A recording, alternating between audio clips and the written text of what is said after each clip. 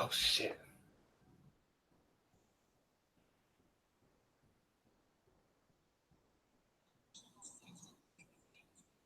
Okay.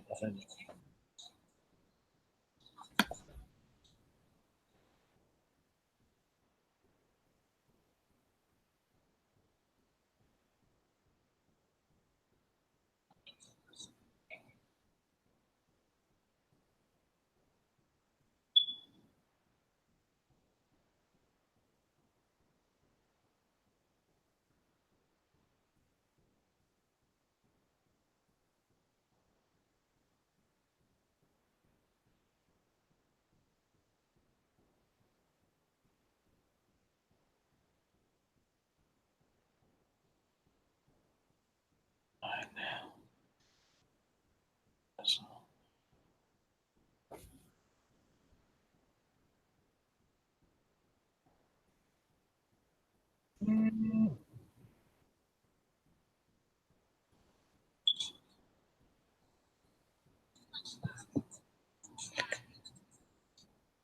Damn, bro. It's all good. See, this is advanced stuff. See, we got two shows going on. So you guys over is getting the acapella versions. Y'all just chop game. Y'all know y'all know the song. We'll just play it on my end on the way out. Boom. That's how you fix it. Bet. I'm gonna have to get this thing figured out, bro. You know what? I could have actually just played it. We could have played it at the same time, but you know. Yeah, for sure. What happens when you just think about it? It's just different cueing and music at the same time. That would have been the first. Yeah, for sure. Ready, set. I'm gonna go ahead and fade it out, man. All right. Okay, let's see.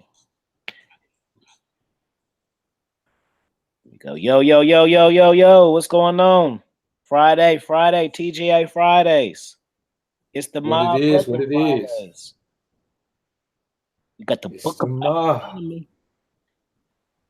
When you gonna go? When you gonna reveal your secret? When you gonna make the cut? You know what I'm talking about. You don't know yet. You talking about me, bro? Yeah.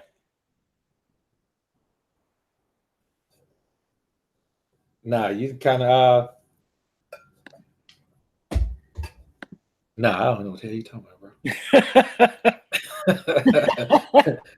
I'm talking about the name.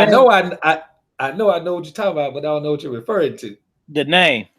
They don't know. That's all that they don't know. They don't need to know nothing else. You know now. If I just say the name, you don't know what I mean. Right. Because I know when it's like I made my cut at the perfect time. Because I changed my content and the name kind of followed with it. Right. Yeah. Remember, I had that long ass shit. Yeah, your shit was long as hell. that's the first thing I thought when I saw your name. I said, man, dude, name long as a motherfucker, man. Hella long. I was like, oh well, fuck it. You know what I'm saying? It should work to my advantage though. It wasn't. Yeah, go ahead. I'm gonna tell you how you hooked it up though. You didn't make it easy to make an abbreviation for it, so a nigga had to say the whole shit. Stop the show, So I was like, this crafty motherfucker right here, man, got me saying the whole shit every time. Oh man, it's funny, man. That's why this shit was cool. I was kind of speaking to who I was talking to somebody earlier, and it's just like, man, when you converse with people as much as like we converse with each other, man, it's like you get a bond, man. There's no way around it. You know what I'm saying? Yeah, for sure, for sure. It just makes it then, as time moves forward, motherfuckers got memories and shit. We can remember the time this, that, just hella funny shit, man. And new things to go. You know what I mean? All day. We all might day. make a memory tonight. Shit, not only is it possible, it's likely. Right. I heard Halle Berry want to choose. She might show up in the chat or something, Talk about beam up. Let me beam up. I forgot that. Oh man. We're damn sure put on here, man. You know what I'm saying? She'll be on the flight somewhere by the time the show over. Yeah, man. But as we talking about, we're doing I don't know. I think we just kind of came together with the idea because like doing the lives and stuff like that, man, a lot of people, I don't feel they're self-aware, and I don't think they realize how important that is. They want you to tell them how to do stuff, but if you're not self-aware, it's not. That's like the main part, and I think that the men are focusing on the women so much that they're willing to skip, even though it's not. You know what I mean? Even though it's not going to benefit them in the long run, it's like it's like they're trying to skip. But what they don't realize is when they get what they think they want, they're not going to know how to handle it. Exactly. Shout out to Nazo for the super chat. Peace, family. Moto, what up? Shout out to the homie SJ3. Go ahead, bro. Oh yeah, go ahead. I'm just reading off these super chats real quick. Yeah, I was just about to do the same thing, man. SJ3, what up, homie? The homie SJ3, man, in the building, man. Appreciate the super chat, homie. Salute to you. Dollar Washer. Appreciate the super chat, bro.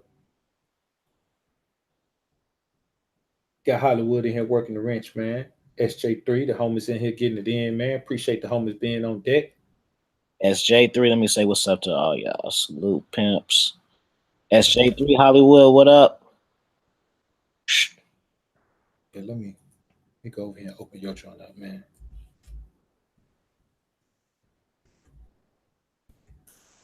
For long, man, we're gonna have this thing, man, running like a smooth or like a well-oiled machine, man. Yeah. Well, what's your take on it as far as just you feel me, man? Thinking it's like they think when they talk to you, like say a guy wants to book a one-on-one consultation and he'll want you to talk him into a situation that he desires. But how do you feel about like sometimes they don't really understand, even if you tell them, they still don't understand. Like they hear you though, but it's kind of like, all right, that's cool, but what about today? You know what I'm saying? Right. Well, man, my angle on that is this. These cats like to, the majority of my consultations are cats that are going through things with women, man. That's why if you notice my content has started going into, how to do this with your woman, how to have your woman do this, because damn near 90% of my consultations are dudes who are actively involved with women and having issues with them. So I don't really have a lot of calls from cats that's trying to get women. They already got women and they trying to either navigate their women or put each one in a particular place or figure out how to wean themselves off of a broad that ain't good for them. So, what they do is they listen to what the fuck I'm saying and they agree with what I'm saying, but they always come back with some shit about why, almost like why I can't do that right now. But what about this? I'm gonna tell you what it is, bro. These cats don't want what's best for themselves. They know what's best for themselves. As a grown man, you know what's best for you because what's bad for you has been kicking your ass already. So that ain't what you need. They just don't feel like they deserve what's best for them, man. Man, can you imagine, brother? Can you imagine? You got an opportunity to fucking teach at this school. They're willing to pay you $100,000. You got an opportunity to teach at a much more prestigious school, and they're willing to pay you $500,000 and give you a $50,000 sign-on bonus, and you take your ass over there to the school that's gonna pay you $100,000. Right. Ooh, That shit makes absolutely no sense, man. yeah, keep doing it. That's And I like, man, shit, they don't really understand, man, what the hell is going on, man. yeah, man. Shit frustrates me sometimes, bro. Shit, it frustrates me all the time. how Yeah. how do you feel like how long you think it took you to really understand this shit? Like you know, I know I had instances to you point where you just was like, man, I got this shit. Man, you know what, bro? Honestly, I think I caught this shit at about let's see. Man, I caught it early, bro. I ain't gonna even lie to you. I caught this shit at like 9. 9? 9. That's I cold. mean, I'm gonna be honest with you, man. I've been fucking since I was 6. You got You know me. what I'm saying? Like, I'm talking about like know what I'm doing fucking. You know, and Hold on, how the fuck did that happen? No, because I'm just thinking about right now, like, wait a minute, 6. yeah. I can't imagine that my kids fucking nobody. Hey, you know what, bro? And really, man, that and to be honest with you, bro, that's the first time I've ever given an age on, you know, and whenever I spoke about that, I've never given an age. I just say I started young. Damn. But you know, that's really how young, man. I'm talking about 6. I had a regular broad I was getting with, man, and they were always older. At 6, she was 10. At 9, she was 11. At Damn. I think 12, she was 15. At 16, she was 22. So it's always been older women like that. So I've always been able to see how women outside of my peer group, you know, especially with the 16 to 22, I picked up so much game from watching how she moved, man. Right. And I also picked up a lot about the expectations that a grown ass woman has for a man. You understand what I'm saying? So I picked up a lot about the hypergamy shit, as they call it hypergamy at that point. I just call it, man, a woman capitalizing on her best option. I don't think we should shame them and give them no bad label about capitalizing on the best option. Shit, we go through our whole lives capitalizing on our best option. If you thought this option was your best option, that's cool until you realize there's a better option. We do that shit all the time. So Nigga, you know, but really figuring it out, man, really figuring it out. It was when I was 16 with the 22-year-old chick. That's when I really figured it out. I'm sitting here smoking a blunt, shaking my head. 6? Jeez. How the fuck? The first interaction, did it warm up? Was she like touching it first, or did it just happen full throttle the first time? I'm gonna be honest with you, man. It was almost like we were grown, bro. I mean, like we were like fucking some music was playing, man. We was fucking slow dancing and shit, man. And you know, I'm Hey, I talking just about. got picture this shit, bro.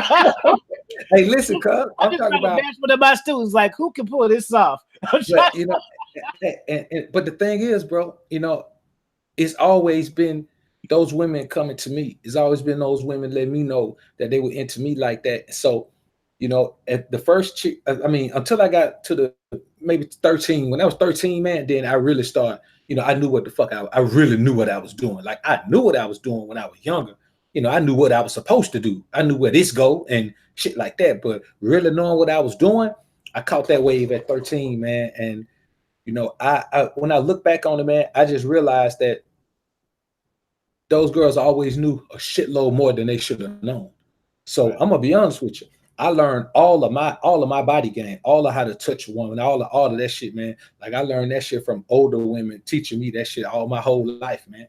So when it comes down to it, man, and that's why I really don't knock older women. You know what I'm saying? When they get into that, you know, I'm a wall banger, but I'm still young and fly shit. Then I'd be like, no, bitch, you're not.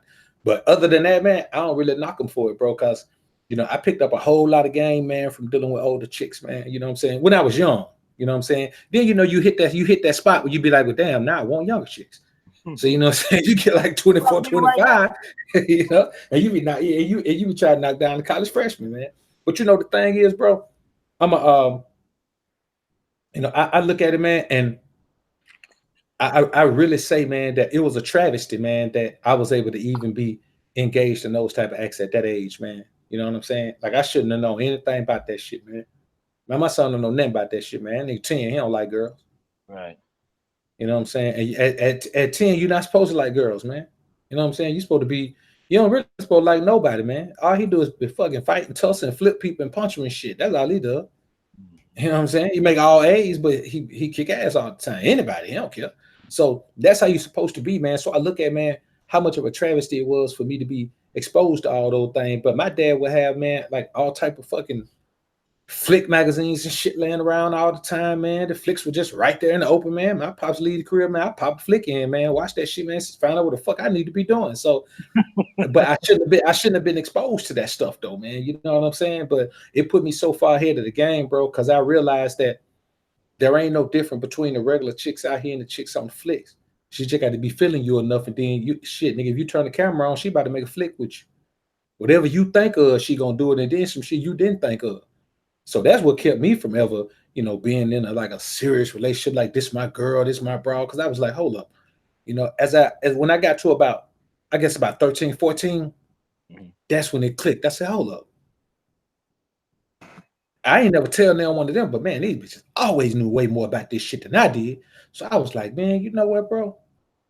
And at first I blamed it on older cats. I was like, older cats must be tampered with them, man. But I was like, hold up, the way she came on to me, man, shit, she probably came on to somebody else like that. I was like, man, you know what, man? These hoes is fast.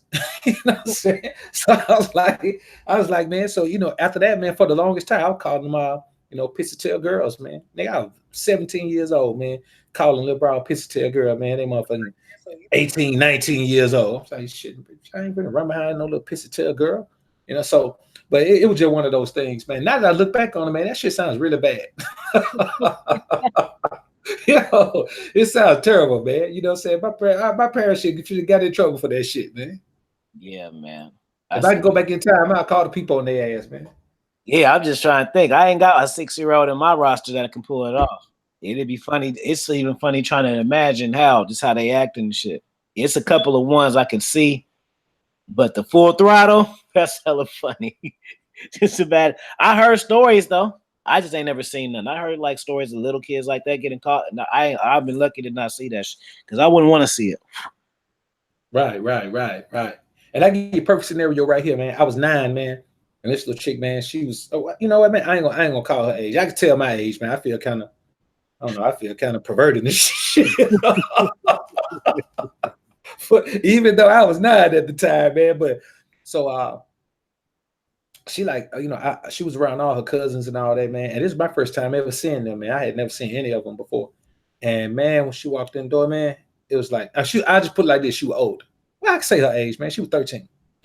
So man, like her eyes were just glued to me, man. And I thought it was weird because I was like, and even now, man, I don't really like bros making a scene when they gonna show me some attraction confirmation.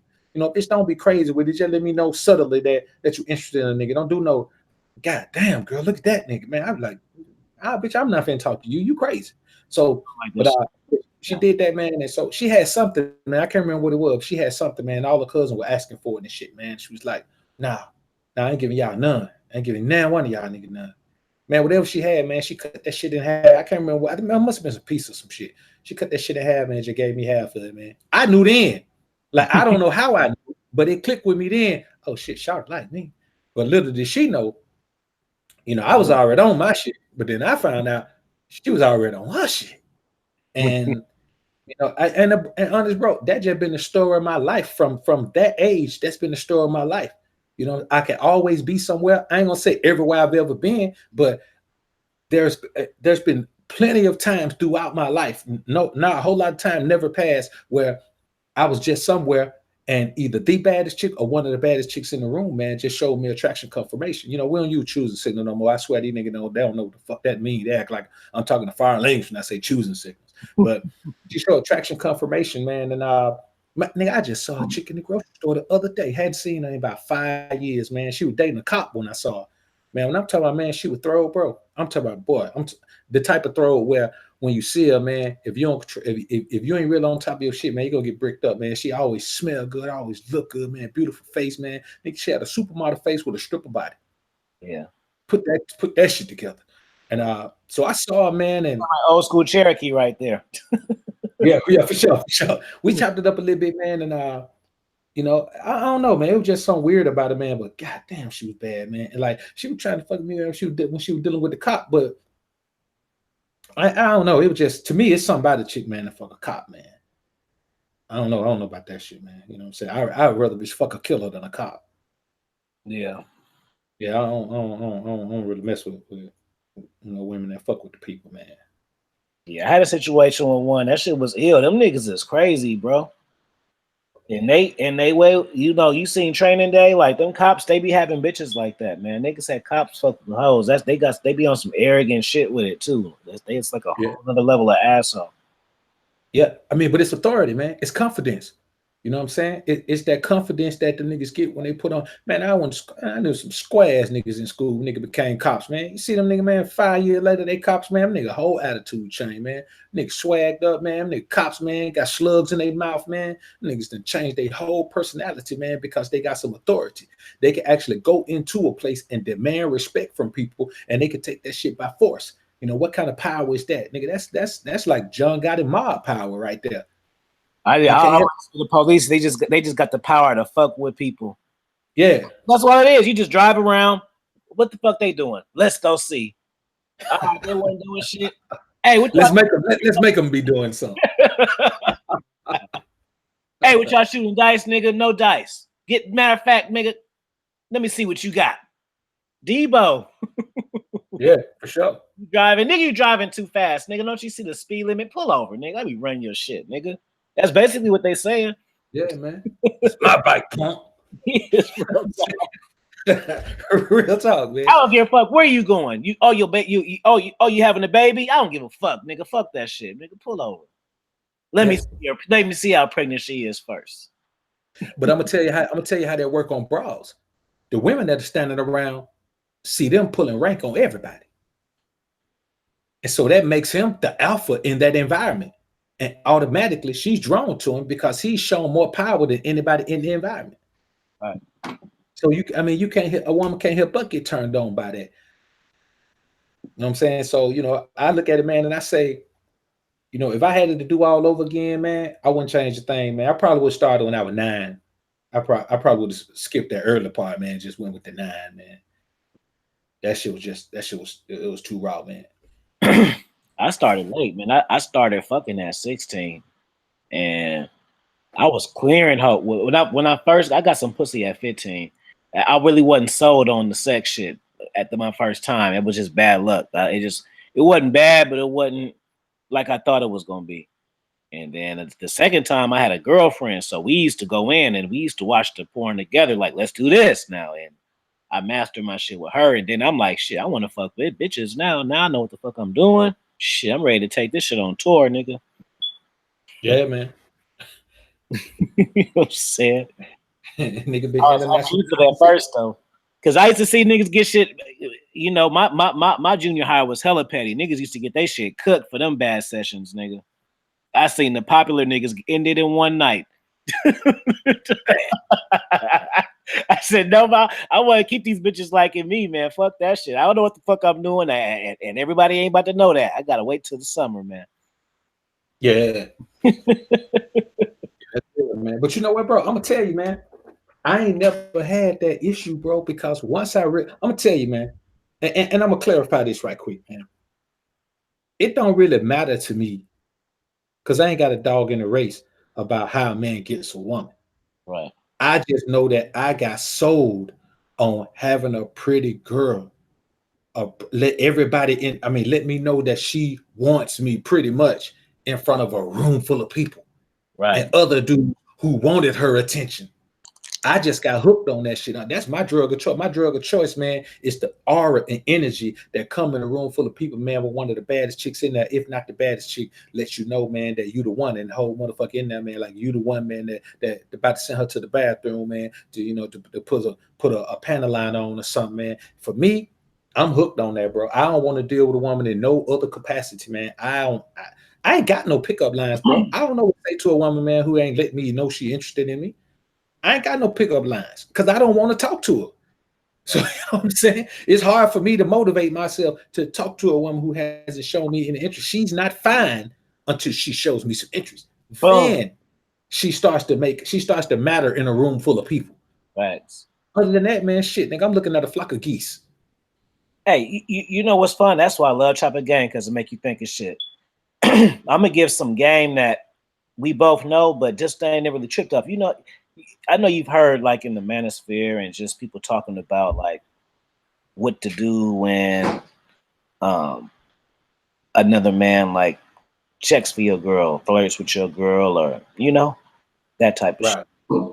And you, they're like, what would you do? Do you confront them? Do you fight them? But the whole thing is, it's like when you got a real bad chick and you carry yourself in a masculine way, people don't fuck with you. People nod their head to you. You know, Church. so that's the answer right there. Like people don't fuck with you. I mean, am I lying? People don't. Now, if you do some dumb shit, if you walking around Compton at 3 a.m. to the liquor store, I mean, yeah, that's some dumb shit though. And Yeah, you probably gonna get your goose cooked like a motherfucker in that situation. but just on some regular shit, like, you know, niggas be at the restaurant and man, this girl, he grabbed my girl ass. That was your fault, fam. Like, that's not regular shit, bro. Yeah, I'm gonna be honest with you. I can't imagine that shit. You was on some house party shit. I smell pussy. You know what I'm saying? That's what had to be what happened to you, man. Because to be perfectly honest with you, men, for the most part, man, if you carry yourself like a masculine man, other men respect the fact that you got that bad broad. Right. Because if you carry yourself like a masculine man, her interaction with you is like a woman interacts with a masculine man.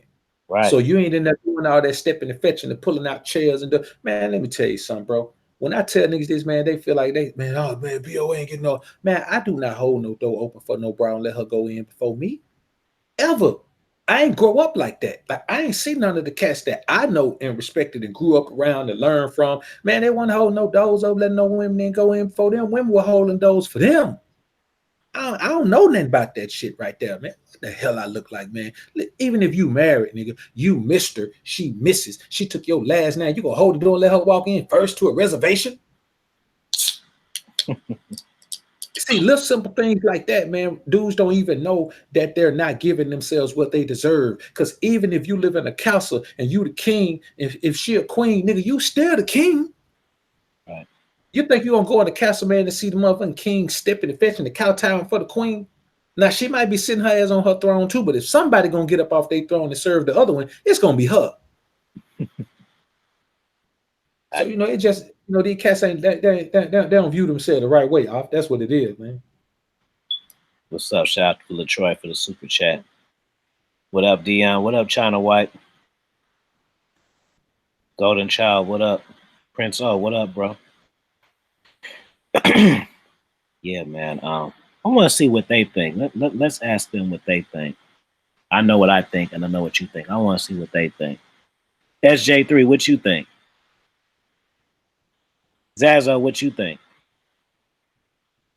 Because both of y'all know chicks, so I want to know. What up, Lasdon? Make y'all talk. Oh, I just thought of something, man. That's what happens. What we talked about earlier. Yeah, for sure. God damn super chat ain't working, man.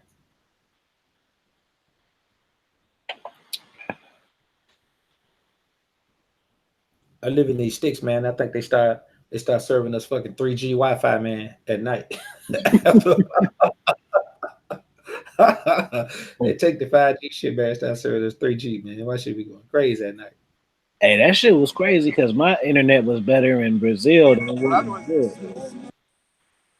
Real talk, man. Yeah, I had better reception in Brazil than the woods, bro. I ain't gonna lie, man. I thought when you got over there, man, fucking reception come with a 6-pack of beer or some shit. You know what I'm saying? They just throw it in as a bonus and shit. Hey, you know what's hella funny? Hey, it's funny that you say that. I this time I did something different. I went to a different place. I went with a chick, but the places I usually go when we go whitewater rafting, it's called Rise Up, and it's like a private. They do private tours, so they give you weed. I remember the first time we went, I was like, "What the fuck?" So we pulled up and shit. And then the guy comes, so you park your car and then you convert your shit from the truck, car, whatever, to your tents, pull all that shit out. And then he was like, he had his hand out, so he had his hand out and he gave it to us. And he was like, he said, "What did he say?" From the company. We looking at each other like, what the fuck? And it was like a a fucking ounce of shit, a weed. We like, what the fuck? And then that shit was just hella funny, and it was just hella smooth how he did it, like from the company. Like, all right, so we were sold on that shit. So that's every year. That's they would do that. This the first year that I didn't go to that. I went, but I didn't go to that camp. You know what I'm saying? So Right. that's just funny. Like, yeah, that it did come with it. Like, but that shit, they like it's private, so they let you pull over and smoke weed and do all types of shit. I remember this bitch the guy had a dog on there. She sucked my dick. That happened 1 year, not this year. Not it's like 2 years ago. I got my dick sucked by the whitewater rafting guide and shit. She was smoking weed with us and everything. That shit was kind of crazy. Man, were y'all in the rapids? Yeah, in the rapids and shit. So you know it's like it's crunk right there, bro. Yeah, that shit be lit, man. I got cool ass pictures and shit. Yeah. Yeah, that shit get wet. I'm gonna go again, matter of fact, before this month is over. I've been trying to figure out, man, how to get a bitch to suck my dick when I'm scuba diving or some shit, man. You know, I see chicks do it in the swimming pool all the time. Scuba diving.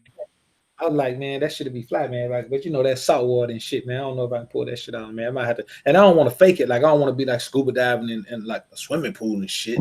That's fake. I want to be, you know what I'm saying, in the fucking ocean, man. Well, I don't know, man. I just have shit. At least when I'm snorkeling or some shit, man. I'm trying to figure some shit out, man.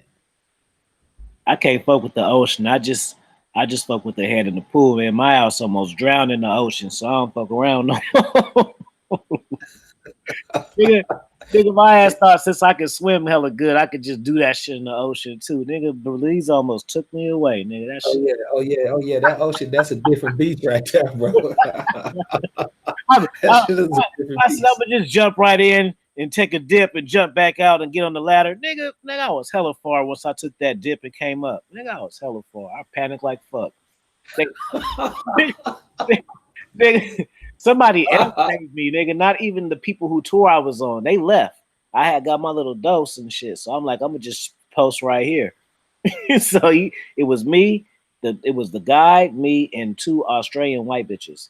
So he took them hoes off. We first did it all together. He took them hoes off. I was like, I'm tired of this shit. Because I didn't like that shit on my feet and shit. I just like swimming. I don't like all that fucking the fins on my feet and the shit in my mouth. So you jumped in the bitch, not no fins on the net. Yeah. Because I thought I could just, grab the ladder right there. Yo, that nigga off his nuts, man. That nigga feet is nuts, man. I took his fins off and jumped in the ocean. Yeah, because I didn't try to jump for distance. You feel me? I just tried to jump straight down. I wasn't trying to see how far I could go. I just tried to jump straight down and just grab the ladder and shit and go take my ass back up. Right. That ocean said, "Nigga, what? Fuck you. You gonna go for a ride, nigga, wherever we go." Yeah, I mean, I was. Hey, hold on, real quick. The guy, my guy, that nigga was hella mad. Like, why you do that? Why the fuck you do that? You took your vest off. I trusted you. I'm like, nigga. Hold up, bro. You took your vest off too? Yeah. Yo, this nigga took out all the shit he need to survive in the ocean and jumped in. I thought I was a good swimmer. I would just jump in. I would just grab that shit real quick. Hey, that's good shit right there, man. That's good shit right there. I'm like, you like, man, I'm gonna get in trouble. I was like, shit, nigga, I almost died. So what the fuck? You would have got in more trouble if I died. So it's better that I'm alive and you get in trouble, nigga. That shit was fun. Yeah. Hey, that's good shit right there, bro. Good shit. And man, now where you gonna get stories like this at, man? You gotta come to the mob, brother, to get shit like this. You'd have heard about a nigga fucking at 6, and you'd heard about a nigga took off all his official swimming gear and jumped his ass in the ocean in Belize.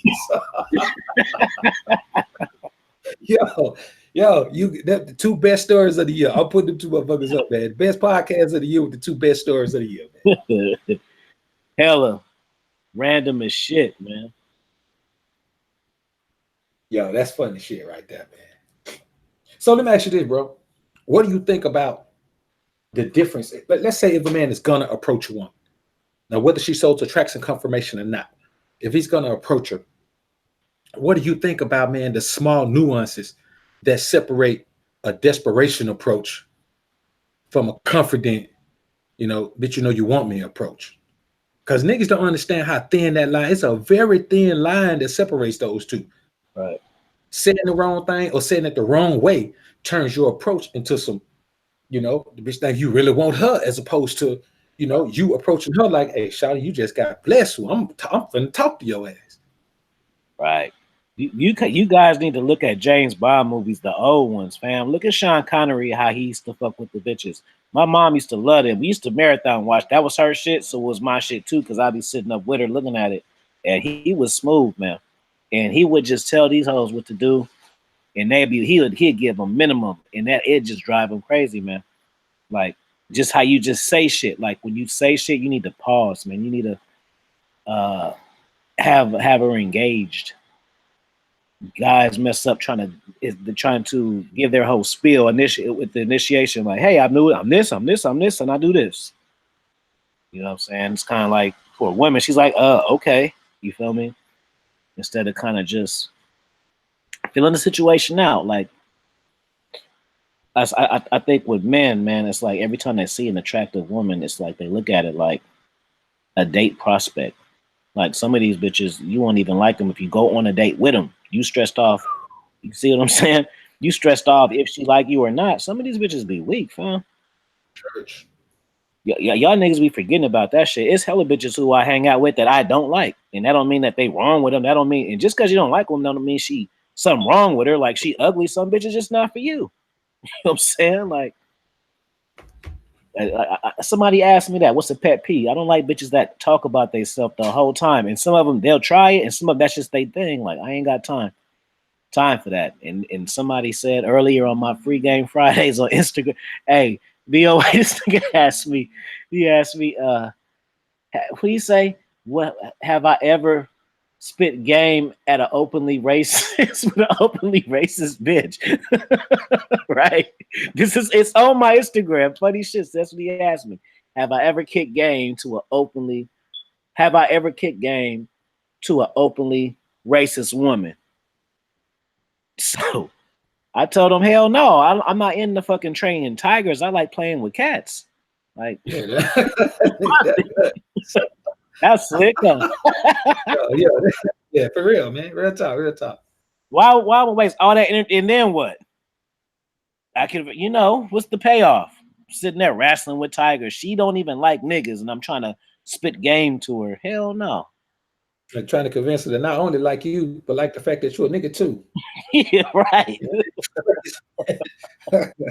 Too much energy for one brow, man. She'd have to be like a bill collector that frequently called me, and we just get so damn familiar that she don't know I'm black and I don't know she white, and we meet up on some prison shit and end up liking each other. You know what I'm saying? We get so wrapped up into the conversation, the race don't even come up. You know what I'm saying? Right. All right, Mr. Band Clap, appreciate the $1 super chat. Jose Navarro, appreciate the super chat. Cali Rude Boy. Oh, baby. Shout out for the super chat. Alpha Kingdom, appreciate the $5 super chat, man. Classic for sure. Moyo Sauce, what's good with you, bro? Appreciate the super chat. Somebody gave me a good question here. Mr. Jackson, brother, appreciate the super chat. Homie said salute and bless up to the mob in the chat. No doubt, brother, appreciate that. Dollar Washer, $5 super chat. Dollar Washer say, can you work out while fasting? I wouldn't suggest you do shit but cardio while you fasting, man. Because it's too easy to go catabolic. You fuck around, man, try to go get a serious workout, man, on an empty stomach, man. Yeah, that shit ain't gonna benefit you at all. No. That shit, the line is too thin, man. Like you can't get a good workout, without risking going catabolic, man. And once you train your body to start going catabolic, man, you're gonna have to fight to keep it from going that way, man. So I wouldn't do anything but do some cardio on the fast workout. I mean, unless you got a lot of body fat. If you got a lot of body fat to lose, then you could get away with a bunch of shit you can't get away with when you lean. The way you train when let's say you got fucking 30 pounds, 40 pounds of body fat to lose, and you train totally different than a motherfucker that's already lean. Right. You know what I'm saying? Your training is different. Your nutrition is different. You know, everything you do is different. You know what I'm saying? Whereas if you got 40 pounds to lose, your fucking carbs ain't gonna be that high, and your calorie, you know what I mean, and your calories gonna be damn sure in a deficit all the time. If you got 40 pounds to lose, nigga, you don't need no cheat meal. Your cheat meal is already on your body. You already had them. You know what I'm saying? That's the reality of it, man. You already had your cheat meals, man. You gotta let your body eat them shits off before you can get like put some more cheat meals in your mouth. That's hella funny. Hey, you ever fuck with SPK Fitness? Yeah, I'll be over there checking him out sometime. He got some good, he got some fucking good content, man. That nigga got swole. It's like I didn't see him for 1 minute. I think he had stopped posting. The next he was swole, but he was big. Next minute he looked like a superhero. Like what the fuck? His face was different. That nigga. Yeah, yeah. I don't want to speak on what you know. You know what I'm saying? He look different, like a whole person. Yeah. But I'm telling you though, man. I mean, you could key in on your shit, man. This is what most people don't know, man. Like, I train cats, man, who were 200 pounds, but they were fat. You know, they had a lot of body fat on them. I want to just say they were fat. Well, yeah, they fat. You got a lot of body fat on you, fat. So, and man, when they get through with it, he still be 200 pounds, but he be lean as fuck. Scale still say the same thing. So I don't believe in all that losing weight shit. I believe that you lose fat slow because you build muscle slow. So every pound that you lose of fat, you want to be adding some muscle on. And it works well, especially if you ain't never been like working out hard, man. You just been fucking around in the gym your whole life, not really doing that. Man, you get those fucking newbie gains, man, and you can fucking transform your body, man. You can lose 20 pounds and look like your ass gained 40. Yeah. It's crazy, man. It's crazy the way that muscle is, man. Could you picture Lawrence hella big and swole? And then Lawrence with 50 Cent size and shit, Hulk and shit. Lawrence, yeah, I tell you what, if he was, man, he wouldn't be as laid back as he is right now, man. He wouldn't be as laid back as he is, man. What up, LDA? Can y'all hear me? Yeah. What up with you? Hey, not much, man. Out here, man, just finessing. You know how it is. One girl had me against the wall. I was like, hey, I got to break away from you. She's trying to fill up my body and all this kind of stuff. So cool. Right, not right now. Not right now. So I got somebody else on the team. My other one is around the corner. I can't be having this. Yeah, damn sure don't want to get jammed up out there, man. No, I don't. Cause this my man. This the one I've been working on for a little bit. Sometimes most guys they want the short end game and never get the long range game. This one I've been working on for a little bit. Sure. So it's already in this. I don't want to, and I can't mess it up because it's already in motion. So it's just like, why do something that's temporary when I got something that's going to be permanent? Yeah, real talk, man. Yeah, Devin the Duke getting messed up with the show, pussy. Sure, and everybody, and it's funny, the girl I'm talking about, everybody trying to get at her. They don't know, I already got her. So I sit back in the cut and let them talk. Shoot your shot, bro. I already got the shot. Yeah, and that's what it is, man. I'm telling you, man. I tell you, man, bird in the hand beats two in the bush. See, I'm telling you what these young cats don't know. They don't know about all them old sayings, the old players. I'm talking about the real players used to say, nigga, bird in the hand beats two in the bush. You know what I'm saying? Nigga, I don't count no money before it's in my hand. Let me tell you something. Somebody can tell me anything. Hey, man, when I see you, man, I'm going to give you $1 million. Hey, man, nigga, I ain't finna think like I got no $1 million until you put it in my hand. You know what I'm saying? And that's the real reason, man, why I'm kind of paranoid about. I've always been paranoid about, man, working away for somebody to give me my check, man, because I seen too many people, man, get their check messed up, man. Hey, man, you mess up my check. I'm rolling up in that boy strapped up.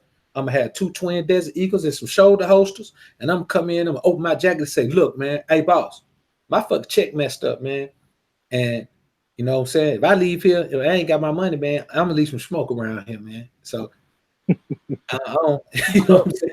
You something like a cowboy and shit. Down. No, man. I'm gonna be dressed to impress, man. I'm gonna have on some stingray, some fucking stingray and suede boots, man. I'm gonna come in that motherfucker, man. Man, let me tell you something.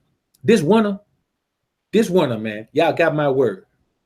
I'm finna start flexing my wardrobe this winter, man. Cause I'm tired of boys coming on, man, showing they little shit like they really living.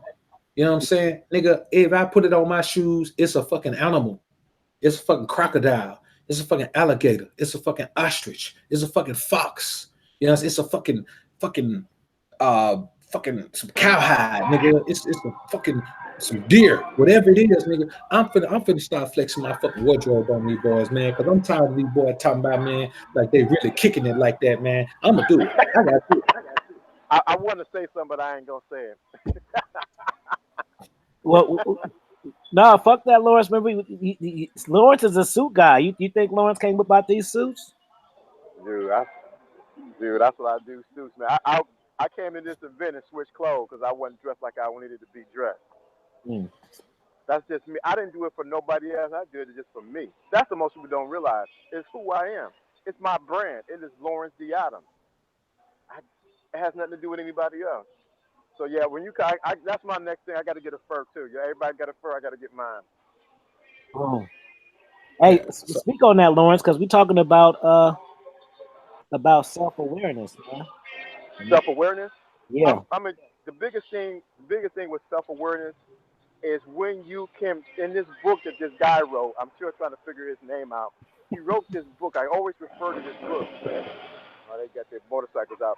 But he said the first thing is be honest with yourself first, because everything else is just an illusion. If you're not aware of who you are, you would never be aware of anybody around you. Hold on. Everybody wants to show off now.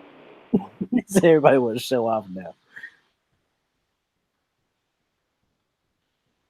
SG3 said, too many gators and furs in your closet, little BOA still scared to go in there.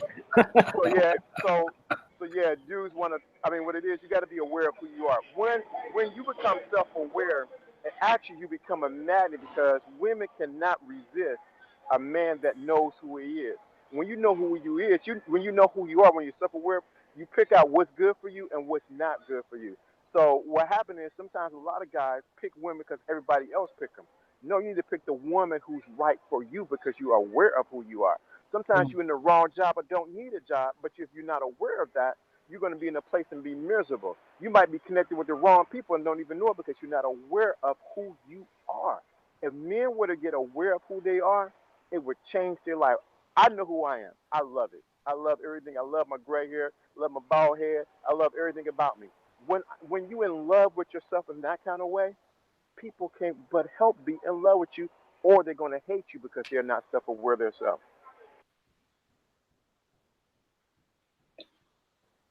Straight in off the streets. With nothing but real. And that's the reality of it, man. You know what I'm saying? You got to focus on yourself, man. Because you ain't really got time to even, like, this is the thing, man. If you focus on other men, even to compete with them, when maybe y'all ain't running the same race. But if you're going to try to compete with them, you all of a sudden throw yourself in their race. Every man is an individual. So my idea of getting fly may not be somebody else's. See me, I go somewhere and spend $800 on a pair of gators. It ain't nothing to me. You know what I'm saying? I do that. You know what I'm saying? I go somewhere and spend $550 on a pair of Marconis, man, with the crocodile face on it, man. You know what I'm saying? I go somewhere and spend $895 on a pair of Hickman alligator gym shoes. You understand? I'll do shit like that because I like to wear reptiles on my feet. I'll go somewhere and spend $850 on a pair of motherfucking olive green Emmanuel gator gym shoes, man. I do shit like that.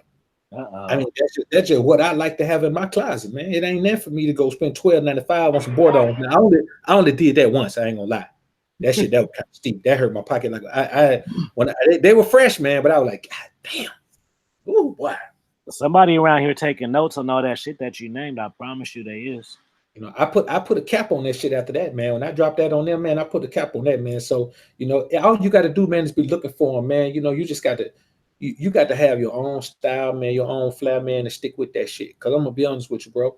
You know, I be hearing a whole lot of talking, man, about cats talking about where they'll go and where they'll come and what they'll do when they get there and shit, man. I'm gonna put that shit to the test this winter.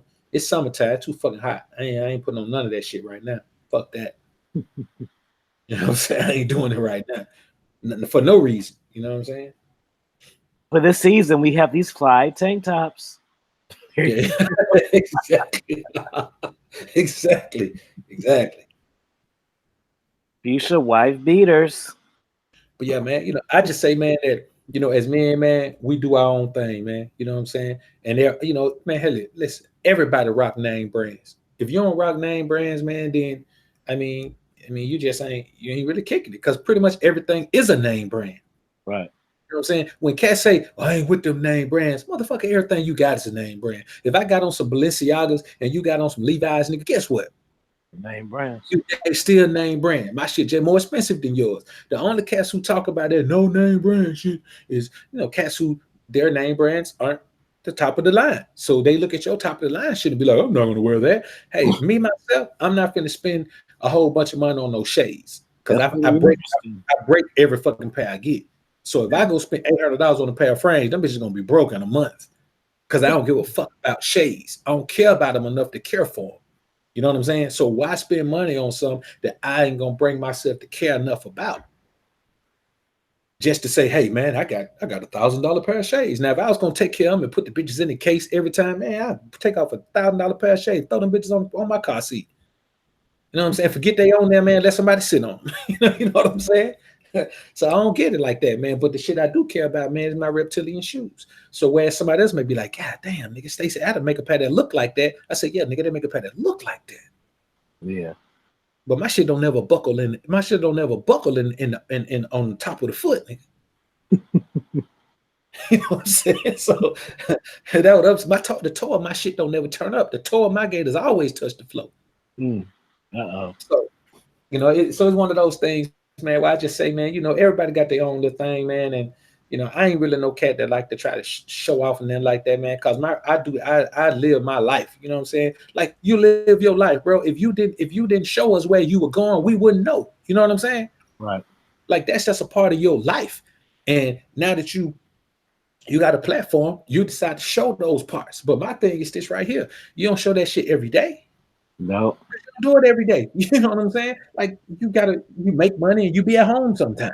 Right. So it's a lot of weirdo shit going on, man. And I just say, as a young man, especially young men, man, you got to listen to motherfuckers, man, that's giving you some shit, man, that's going to benefit you outside of women. Right. It's easy to tell a man that's 20 what the fuck to do with women, because he don't know shit for real. So if you 40 and you talking to a man that's 20, hell yeah, man, he gonna think you got all the game in the world. Yeah. Shit, a 25-year-old got all the game in the world of that nigga probably. So I just say, man, you got to look at yourself and say, man, you know what? My life, this shit is about me. It ain't about that ball. It ain't about them niggas. It's about me. Now, what do I like? What do I want to be? How do I want to present myself? How do I feel like I'm done when I come in the fucking room? And work on that shit. Like, look at Lauren's style. I can't pull the hats off like him, but it's perfect for him. You know what I'm saying? Perfect example. That's his whole vibe. Lawrence, what you doing? You looking at booty? Dude, I couldn't flip the camera around fast enough for y'all to see my piece. See? I couldn't do it. She was kissing on me, so I couldn't get it around. So I walked past. Everybody's like, "Dog, man, that nigga pimping." I said, "Y'all have no clue who I am." Yo, you don't have no clue. How confident this man is, man. Huh? You don't realize I'm top of the game, dude. They used to see people remember you from when you're in elementary school. A lot of you guys I went to elementary school with. So they didn't even see that I evolved since then, because I was quiet and reserved. But they don't know the lion that's in me. You don't know how she just showed to me in front of all these guys. I love it, man. Get my dick hard. Hey, Lawrence, you a role model, fam. I want to be like you when I get your age.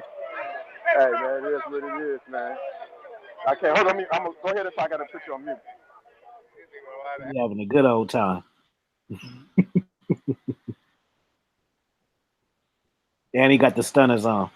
Boy, did that nigga just super chat himself? Yeah. Nigga go around, I super chat by. Hold up, somebody just. Oh yeah. That was Ray.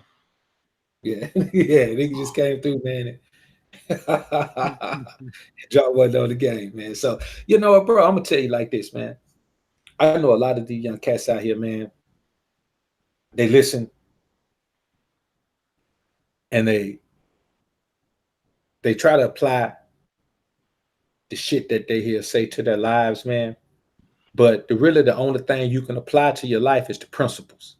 Right. Like you can't go out and master the shit that we master at this point, because we've been building ourselves to master this shit our whole lives, man. But the principles, the baseline principles is what we try to give you on the My Brethren podcast. That's why we don't be on here trying to fucking, do a whole lot of entertaining and having a bunch of motherfuckers come through and do all that, man. We try to lead you with some shit that you can apply to your life the very next day when you wake up, man, and see a difference. Right. And that's what we will always give you.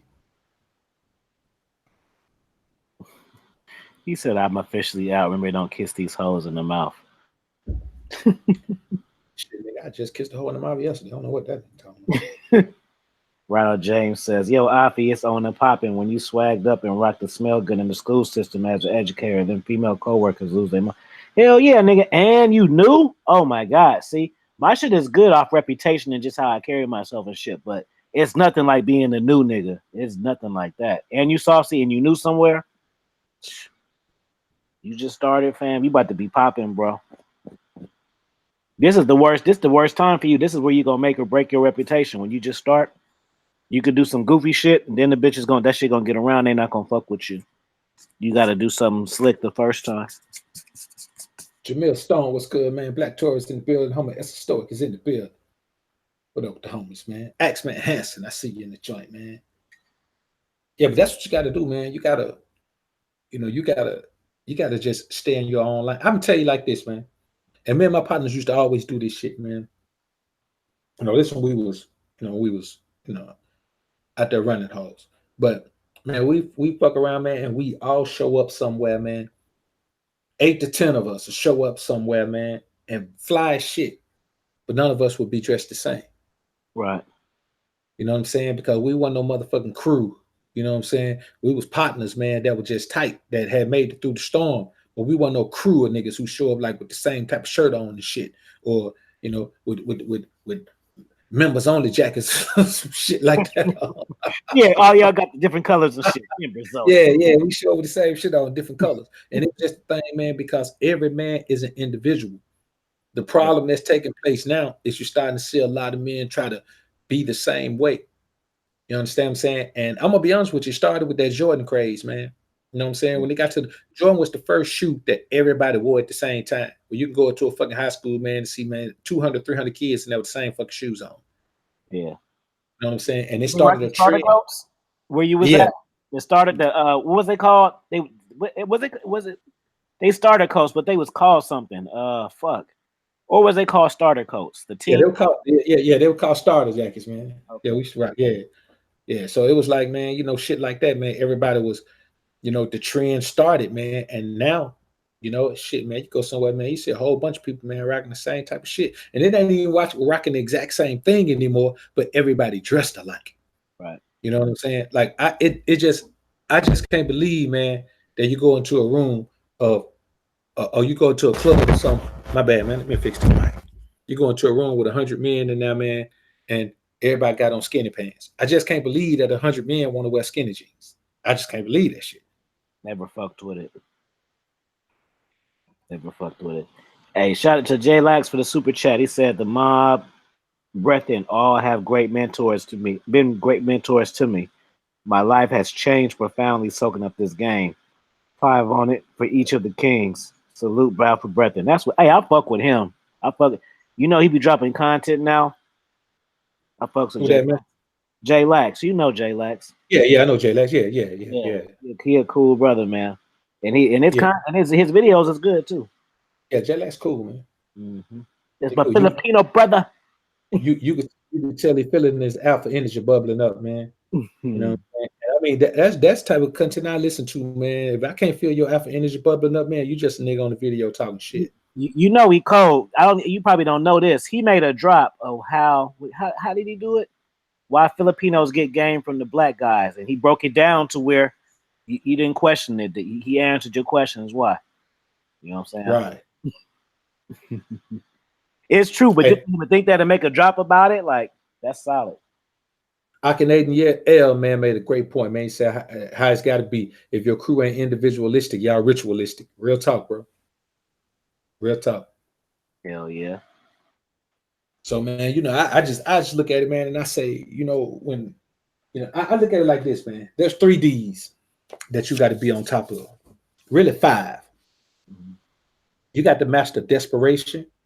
You got to master deflection. You got to master deniability, delusion, and disdain. Right. But you could ever master interacting with women to where that shit is like you don't even think about it. You can do it in your sleep. You got to master those 5 D's. I call it the motherfucking, you got to master that. So you master desperation by always looking at the situation as you are the gift. Nigga, man, let me tell you something. When and every time a woman tell me some shit like, man, I don't know, you act like you think you God's gift to the world. I said, no, baby, I don't think I'm God's gift to the world. I'm God's gift to the world. That's what I am. I'm God's gift to women. And right now, you the woman that God gifted. So you're gonna look God right in the face and say, you know what, God, I don't want no gift from you. You don't know me. You don't. Is that what you're gonna tell God? Because I don't deal with evil women like that, shout. You mean tell me you can't understand when God trying to give you something? You know what her answer is? Majority of the time, some shit like, well, I don't know about all that. You let me be the judge of that. I mean, shit, baby, you can judge if you want to, but I mean, God done already spoke. So I mean, we waiting on you to get off the pot. I mean, if you ain't gonna shit, get off the pot. Let somebody else sit down, shawty. Pull your panties up and get up. Right. The worst thing she could say is, well, you know what, nigga, you too cocky for me. I'm like, shawty, you know what? You're probably right. Because I already got broads. It don't really matter what one broad said. Hey, man, I got a broad right now, man. She crazy over me. But she can't accept that she crazy over me because she don't understand why she crazy over me. Right. Imagine that shit. And she want me to fucking explain it to her. It's the mind, body, and soul. Jack. Bossing up. In case y'all didn't know where I got that from. So man, I just say, man, you know, it's one of those things where, oh, and you master the deflection. Deflection is a very, man, this is a very integral part of you fucking showing a woman, letting a woman know, and letting the world around you know, but we're talking about women right now, letting a woman know that you don't give a fuck whether she comes or goes. Right. See, if a woman says anything about men or about what she's dealt with in the past, any of that shit, or what she expects or anything, any of that bullshit come up, you can never be that man that says, well, I'm not anything like that. I wouldn't do that to you.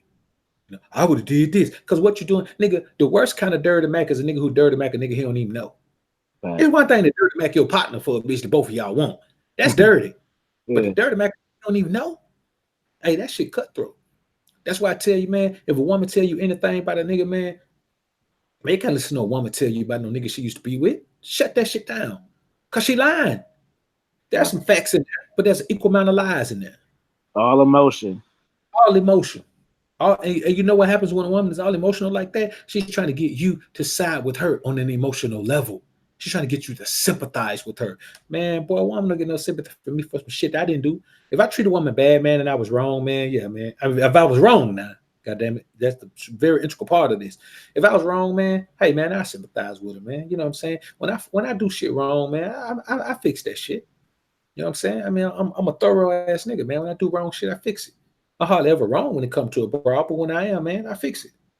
You know, I make everything okay. You know what I'm saying? I massage her emotion, man, and make her feel like, you know, make her feel like a little girl, man, who daddy just came home from the military. You know what I'm saying? That's the feeling I give her. Fucking delusion. Nigga, you have got to understand that bitch ain't all you think she is. And I don't even understand how you think she all that, because you don't even know her. Like the I was telling you before, you don't know nothing about that, bro. You think because she pretty, that you know her? Nigga, she might not even wash her ass before she came to the club. Right. You don't know. She might took a whole bath before she came out, nigga. To me, that whole baths. Yeah, I don't get it. The man of a planet is in the chat. What up? You gotta be a certain type of nigga or a certain age to understand it. For sure, for sure. And disdain, niggas. If the woman does something that you fucking have a disdain for, like the homie Alpha was talking about his pet peeves, nigga, I don't give second chances on pet peeves. I done met too many bitches that didn't offend none of my pet peeves.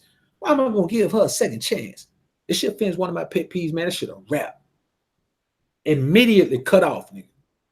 She talking to me, and then suddenly, man, she started slowing down, man, and bam, she stopped. Her ass froze. That's how fast I put on ice. I walk away, the bitch just standing there like a mannequin. You know what I'm saying? Man, listen, bro.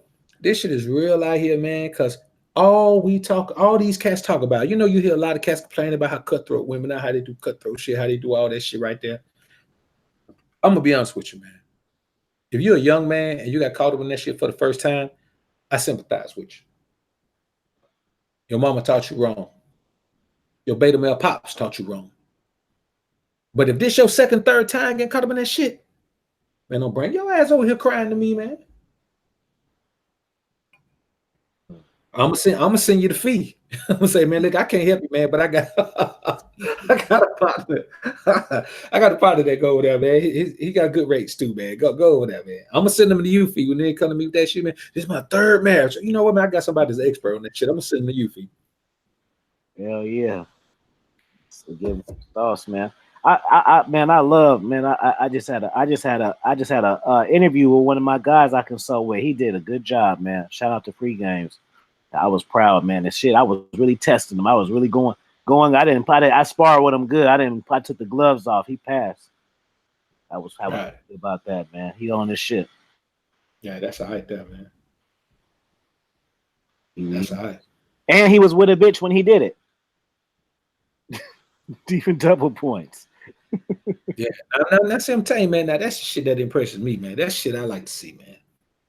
You know what I'm saying? I like to see nigga be thorough, man. If this how you are, man, be this way with your brows too, man. Yeah. He stepped away. I told him, I said, I'm gonna give you some fire game, nigga. When you go back, don't tell her you was on the phone with your partners. Tell her you did an interview with a podcast and changed the subject. What podcast? What was he talking? Oh, but you feel me? What we eating tonight? Yeah. You gotta finesse every situation you can, man. Hey, you know what, bro? Let me ask you something, man. Why we call ourselves small YouTubers, man? Why do we call ourselves small YouTubers? Yeah. Because see, we have this in common as well. Because we look at other shit that's not in the manosphere and we see how big channels are and how they can get. So I don't rate my shit just on the people who I listen to on this shit. I follow, not $1 million channels with a million followers and shit like that, so I see how shit be popping over there too. And I know what the reason is too, but it's just, you got to be more mainstream. But some people get lucky though. Some people get lucky being themselves, but you got to really have mainstream topics and shit like that. But for me, I you know what? I just told Steph this shit earlier. I talked to Steph on the phone. Shout out to Steph on Clean Scales. With you. Shout out to him. We was chopping it up, and I basically told him, like, man, this is a dope ass hobby. Like, here people have hobbies, and I got multiple hobbies, but this shit is fun. I said, man, I get to talk to people globally, meet cool ass people, meet new friends, make money, meet chicks. You feel me? Because my shit been, so cool. What I mean? It's cool. Can't really knock it, man. And I'm talking about shit that I like to talk about. It's not like, say you good at math and you a math teacher, you may not want to fucking talk about math all day, but you can talk about this shit all day because you mastered it, you know it. So it's easy for you to do. Like when you cats be seeing these long ass drops and you wonder, oh, it's hella long. It's because when you on here talking and you know this shit, it don't seem hella long because it just flows like that. It's just your way of thinking, your way of life. Right. You have to think about it. See, when you're learning this shit, you have to think about it. Let's see, even if you're good at it, you're still thinking about it. Once you're mastered it, you don't think about it. For sure. That's gospel right there, man. That's gospel. You know, and my thing is, man, I think we also look at the numbers. The fact that we look at the numbers, Yeah. we look at the numbers more than we look at the influence. Right. You know what I'm saying? Because, you know, when it comes to influence, man, like there are some huge, huge content creators, man, that don't have the same influence as content creators that are much smaller than them, man. Right. But I mean, rightfully so, though, because this is not a fucking platform that's based on influence. You know what I'm saying? The influence matters a lot. You know what I'm saying? It matters a shitload to me, and I know it matters to you as well, man. Yeah. But you know, as far as this platform goes, Right. saying being ranked or being, you know, put on a certain pedestal or put at a certain position, it's based on the numbers, man. You know what I'm saying? That's all that really matters on this motherfucker. I mean, but it just shows that we both have integrity. Because think about it, BOA. We both have an understanding of women as far as how they move, ways they manipulate, and things that they want to hear. That we can both go the Derek Jackson route and really, and it'll be sold. Like, I know you can hella sell that shit. I can hella sell that shit. But do we want to continuously do that shit just for, because that shit'll pop because it's authentic. I know how to do that shit that he do. I know how to do it. I can do it better than him because I know a little bit more than him. I listen to his enough shit to know that he don't know more than me. He good at what he do though. But if I wanted to do that, I could do it better than that because I know how to talk to women better. He's saying the shit that he want to do it, but he do it in an obvious way. I'm gonna do it in a way that's not obvious, but I'm gonna touch all emotion because I know how to do it already. And if I'm doing it on a way that I'm giving the woman validation on purpose, and that's what they're there for, oh my God, like he'll be out of there. But I don't want to live my life like that. You know what I'm saying? Yeah, I burn out on that shit quick, man. Yeah, because basically, look, what's happening is we're getting cashed out BOA, but we're living our life kissing bitches' ass. Excuse me, kissing women's asses. Yeah. Yeah, and then the thing is, you know, think about the consultations. Think about all the consultations you got to deal with and get with a man and all that shit. Man, I'll be honest with you, man. I don't want to deal with women that much. Right. You know what I'm saying? That shit is too much for me, man. Too much for me, man. You know what I'm saying? Outside of knocking them down, man, and how they could benefit my process, man. It's too much, man. And then I don't want too many of them even doing those two things, man. Right. You know what I'm saying, man, let me tell you something. Most women I've ever had on my team, man, is 9. Yeah. And I'm gonna be honest with you, bro. That ain't some shit I want to do. You know what I'm saying? Yeah. And I was hustling, so I'm gonna be honest with you. I ain't gonna sit and tell you I ain't never had a job, but I damn sure ain't had many. You know what I'm saying? I ain't had many. Now, you know, as far as like jobs where I got to get up and go to them and shit. Yeah. You know, and as far as I applaud you, man, for being a teacher, man. I'll be honest with you, man. I've been to thump somebody's child in the middle of their fucking forehead, man. Hey, I want to hear. I could give y'all a story. Who I just told this to? Oh, I just told this to my partner. I just talked to my partner. Man, I had to check this. I had went bad. Well, matter of fact, I talked about this shit. I had to go bad on this parenting shit. She tried to get at me, so I had to cook her ass. And it was a whole thing, and they had to put me in the office and calm me down and shit because I was going in, man. I really was pissed off.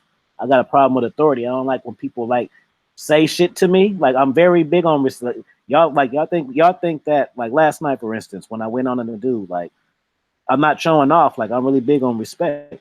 Like, I'm just am. Like, that's just a part of my personality. And niggas was getting that stuff, talking about he young, he don't know shit. No, fam, you getting cooked, fam. You not getting blocked. We gonna cook you in rotation. We gonna all take turns on you before you get out of here. And that's what happened last night. So y'all niggas can't get that stuff, fam. Hell no. You feel me? That ain't popping. I'm just, my bad. I got off track because I was thinking about it because he was an asshole. He was saying little slick shit. He pissed me off last night.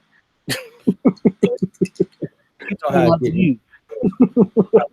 boy get the hate in their blood, man. You know what I'm saying? This is the thing about a hater, man. Haters don't never change. If you're a hater 9, man, you was a hater when you was 6. Right. I'll go with that number 6 again, man. I'm stuck on that number. You always been a hater, man. And so anybody who throughout your history, that's why I tell cats all the time, man. I say, man, you want to prove something to me, man? Let me talk to some cats that know you from when you were 20. Let's go by 10-year periods in your life. And let's talk to some cats that knew you 10 years ago. 20 years ago, if you're old enough, 30 years ago, if you're old enough, 40 years ago. Let's go by the decades, man, and talk to men and women who've known you throughout your life. And then let's see what kind of man you are. Because you could pop up right now and make yourself any kind of man you fucking want to be. But if you didn't live the life to develop into that man, then your ass is on here faking. Right. Yes, you done picked up a persona and put it on, and now you selling it to the people. You know what I'm saying? I say, nigga, it takes years to become the man you are. Years to finally settle into the man that you're going to be for the rest of your fucking life and be proud and pleased to be that man and continue to build it. So that's what I want to know. You know what I'm saying? If you've been married before, let's talk to your wife, see what she think about you. Right. You understand? You've been in a long-term relationship. Let's talk to those women, see what they think about you. It don't matter what they say to me, but they need to say something that's consistent with who the fuck you say you are right now. Any woman that from my past is gonna tell you, man, he was an asshole, but I love him. You know what I'm saying? He was always about his business. He was always on top of his game. But he's an asshole. You know what I'm saying? He's an asshole. But he knows how to, you know, he knows how to make you feel bad, but he knows how to make you feel good just as much as he knows how to make you feel bad. He's a thoroughbred asshole. But if he called me right now, he need me, I'll be there. That's what the fuck they gonna tell you. Hell yeah, man. I got a question for you that I got on my pregame Fridays and Instagram shit. I'm gonna ask you this question. I thought it was a question that was pretty good. I had some random ass fucking shit, but this was a good one. What did he say? Blah, blah, blah, blah, blah. Let me see. It's right. I hate that shit, man. Okay. What are ways to build self-esteem and worth without becoming a narcissist? A dude asked that? No, a woman asked that. Okay, and she want to know for herself? I don't know. I think she want to know wait for her man or something. Oh, well, see, this is my thing, man. I don't think men can be narcissistic. I think that cockiness and pomp and all that shit, that's just a part of masculinity. Even when it gets to becoming an asshole, it's just part of masculinity. It's a part of high testosterone, man. That shit can make you, you know, become an asshole to the point where you just be talking to people and they be like, you just sound like an asshole. You know what I'm saying? People take everything you say like you're talking to them in a condescending manner. Well, that's just the way you fucking talk. So I don't think the term narcissism even applies to me. I shun men who even use it to apply to other men. You know what I'm saying? There's certain terms that you shouldn't use to define another man. Now, if it comes to ways you can build your confidence, man, shit. If a man with a woman need to build his confidence, first thing he need to do is leave that broad. Obviously, because I'm gonna be honest with you, brothers, and this real talk. The woman in your life is supposed to enhance your confidence. Right. She's supposed to make you feel even better about your shit. Feel more like you the shit. You know what I'm saying? Feel more like you're a prize to the world. And if she doesn't, then she's a detriment, man. She's a detriment to your growth. You got to eliminate everything in your life that's a detriment to your fucking growth. I'm talking about everything. Nigga, if you're a detriment to your growth, nigga, take your, you know what I'm saying? Shit. Whoop your own ass, man. Do something. But the bottom line, man, I say that to build your confidence, man, you first of all, you got to be true with who the fuck you are. You can't be confident in something you're not. Who you want to be, you got to look at who you are, because the only thing you know for sure is who the fuck you are. That's the only thing you can build up. You can't nigga, wake up tomorrow and say, you know what? I know I've been black my whole life, but I want to be a white man in Brooklyn tomorrow. And you wake your ass up and now you live your life like a white man. Nah, man, that ain't how that shit goes. You are who you are. And, you know, confidence start with accepting that. I tell any man, you know what I'm saying? A homosexual man, that nigga got to be confident in being a homosexual man. You know what I'm saying? If you broke, you got to be confident in being broke in order to get rich. Right. You got to look at your life and say, I'm broke, but goddamn it, I'm finna be the hardest grinding broke nigga you ever seen in your life. If you don't even accept the fact you broke, nigga, you're not gonna grind to not be broke. Yeah, that shit is real simple to me, man. You know what I'm saying? So first thing you do, man, you accept yourself for who you are. Embrace that shit. Not just accept it, embrace it. Embrace it. And plot out the things you need to do to make yourself better. You know what I'm saying? Every man, I got a partner, man, nigga weigh about, man, 299 pounds, man. Nigga like 6'4", weigh 299, man. Nigga said, man, if he got fit, man, he wouldn't even be able to kill no bitch. That nigga confident in the fact that bitches like to rub his belly and shit. Like that's his thing. He don't want to have muscles and be no lean nigga. Right. You know what I'm saying? And hey, some cats are like that. He's confident being a big dude.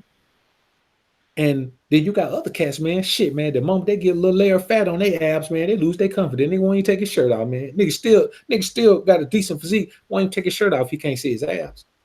But it's just one of those things, man. Whatever you're confident in, that's the shit you need to build. Fuck your weaknesses. Your weaknesses are just some shit that people tell you, hey, focus on your weaknesses. No, motherfucker, why am I gonna focus on my weaknesses when I gotta work hard as hell to bring them even up to even par? What I'm gonna do, I'm gonna put my strengths in the stratosphere where they can I can use them to perpetuate whatever energy I want in my life, whatever success I want in my life. Then I work on my fucking weaknesses. Nigga, you don't work on your weaknesses first. Strengthen yourself. And how do you strengthen yourself other than make your strength stronger? Niggas is crazy, man. I don't understand these niggas, man. Oh, did I mention get rid of the bitch that you ain't confident around? Yeah, you did. And one more thing, bro, the final thing. To really build your fucking self-esteem, man, you got to stop comparing yourself to other motherfuckers. Right. Because it's called self-esteem for a reason, nigga. It ain't called group esteem. It ain't called partner esteem. It's called fucking self-esteem. You got to have all that confidence in your fucking self, oblivious to everything else. Now, if you're a fly nigga, whether you got a broad or not. If you're fucking a smart nigga, you're a smart nigga, whether you got a broad or not. You know what I'm saying? Everything that you are affects your life if you fucking accept it and use it to build yourself. Preach. I wanna say just two things. John Doe, he says something funny. Tell her to eat her makeup so she can feel beautiful inside out. I like that because Sugar Free said that. Shout out to Razor Ramon for the super chat. He said blessings to the mob. Ain't it a trip? And then Lawrence chime in after this. Like it sounds like a cliche saying, but you literally can change your life in one day. Like it seems like a process, and it is a process, but it's that one fucking day that your mind just switches. That's why, like, making these videos, like, man, that should be a trip. Like, I be really just expressing myself, and some of these videos really be changing people's lives. It's really what they need to hear at the perfect time and shit. Even me, I've listened to other shit, and then it changed my life. So it's just cool to be acknowledged like that, man. Like, just one day. It could be the day. Just yesterday, you could have been thinking about something else. Who? John Doe. Vonnie could have been thinking about something else. Razor could have been thinking about something else. SJ3 could have been something. And then just something we say tonight just clicks. And it's like, you know what? I'm going to get in the gym. You know what? I'm going to work out. You know what? I'm going to put myself first. You know what? Fuck these bitches for a minute. I'm putting them on ice. They've been disrespecting me. And I ain't going for it no more. Ice. I don't care if I go on a drought no more. When I get back in the game, I'm playing to win. You see what I'm saying? It's just one day. Right now, what I just said could change your life right now, nigga. Just the shit that I said 30 seconds ago is now a memory. And that memory can change your life. It'll change your future. What Lawrence says right now, it can change your future. He ain't even said it yet. Your future could be your present time right now after I bust this ride. Lawrence, what's up, fam?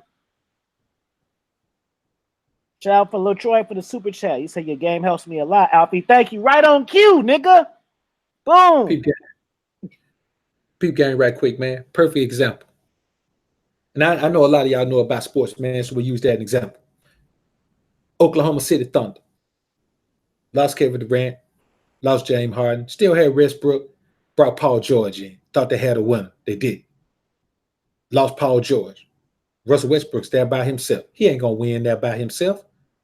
Guess what? He's sitting there. He's wondering. He's like, fuck, I just signed this big-ass contract. I ain't no free agent. What the fuck am I going to do? Woke up this morning. He's a Houston Rocket now, playing with James Harden. Nigga, life changed in one day. Now, on the other hand, Chris Paul was playing with James Harden with a chance to go to championship. Now his ass in Oklahoma City by himself. His life changed. Boom. Not in the way you want your shit to change, though. So anything can happen, man. And we're talking about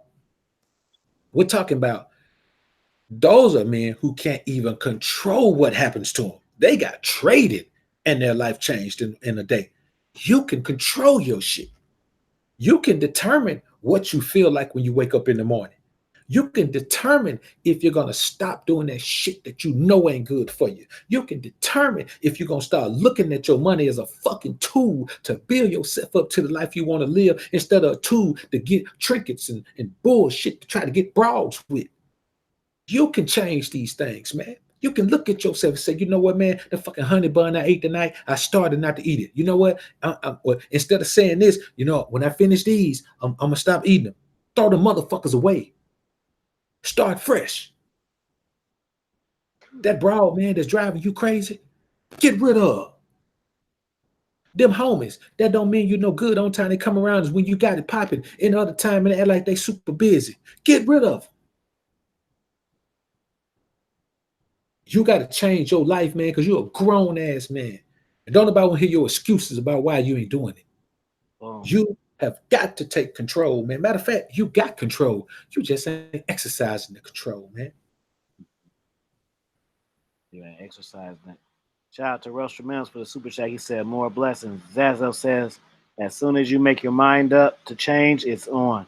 You are the only one who can stop your greatness. Boom. That's Moto comment, nigga. That's so you know it's fire. Boom, Bonnie. It's Moto. He said the moment when Goldie threw the girl's arm off of him and stood and stared at himself in the mirror. Hashtag the turning point.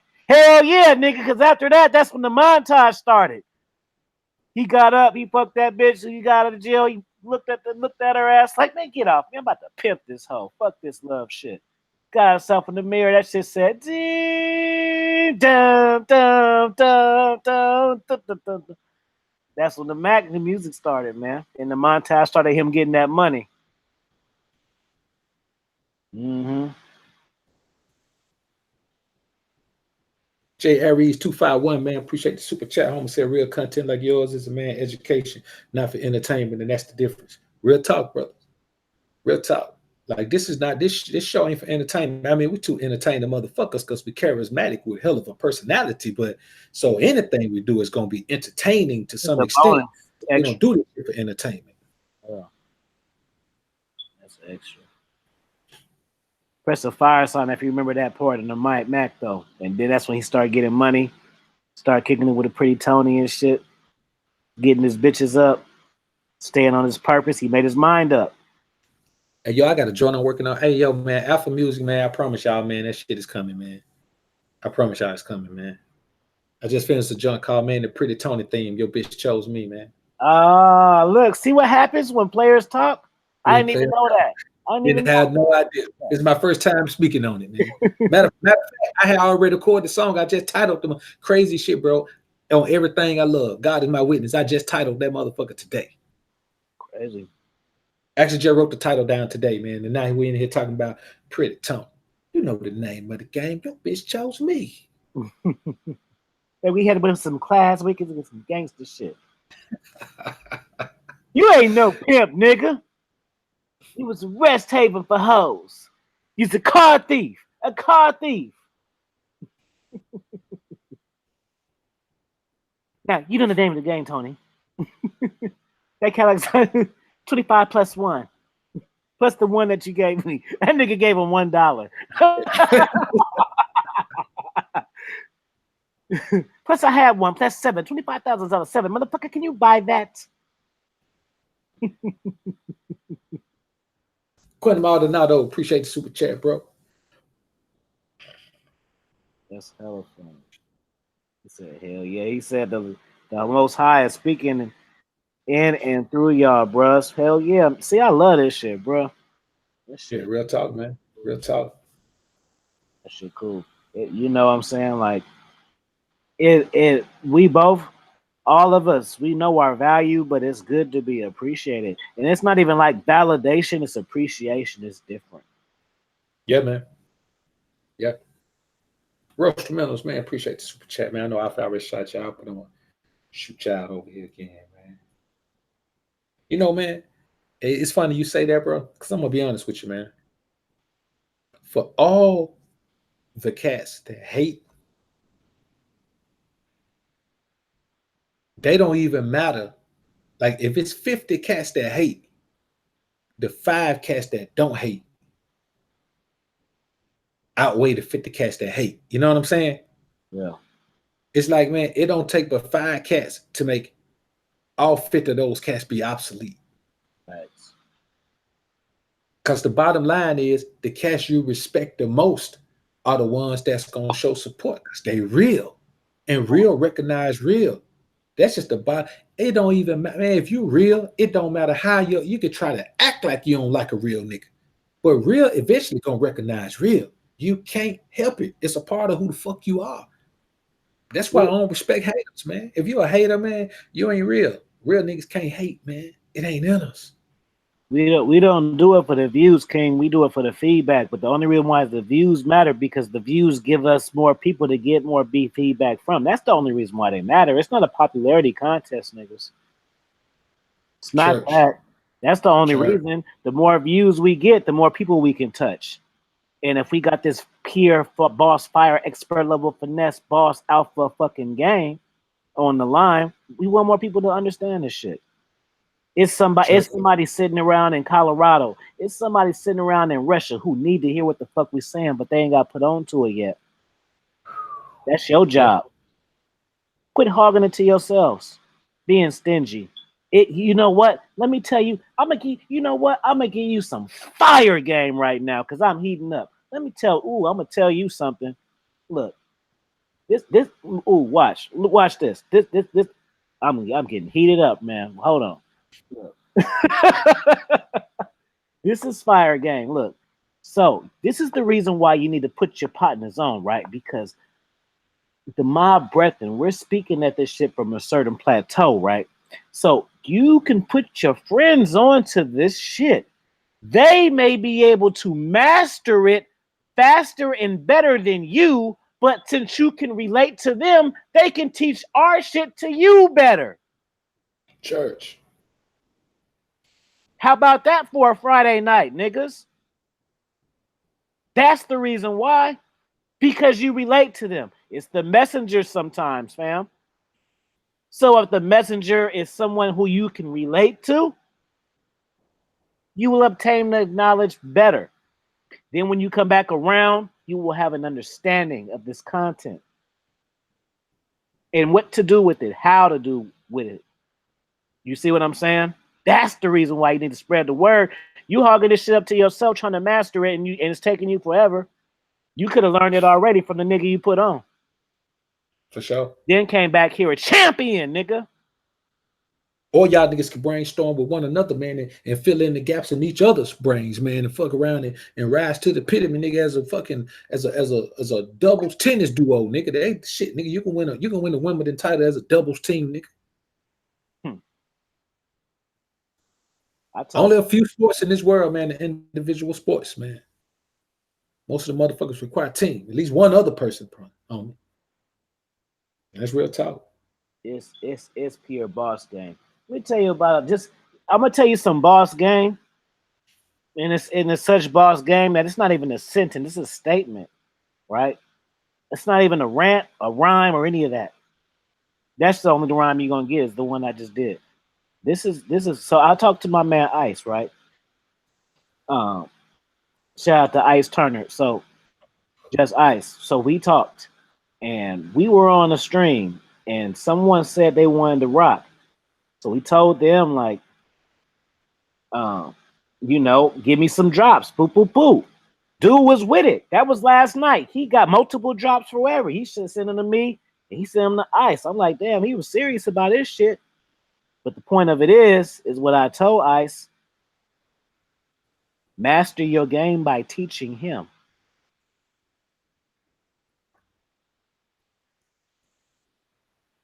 See what I'm saying?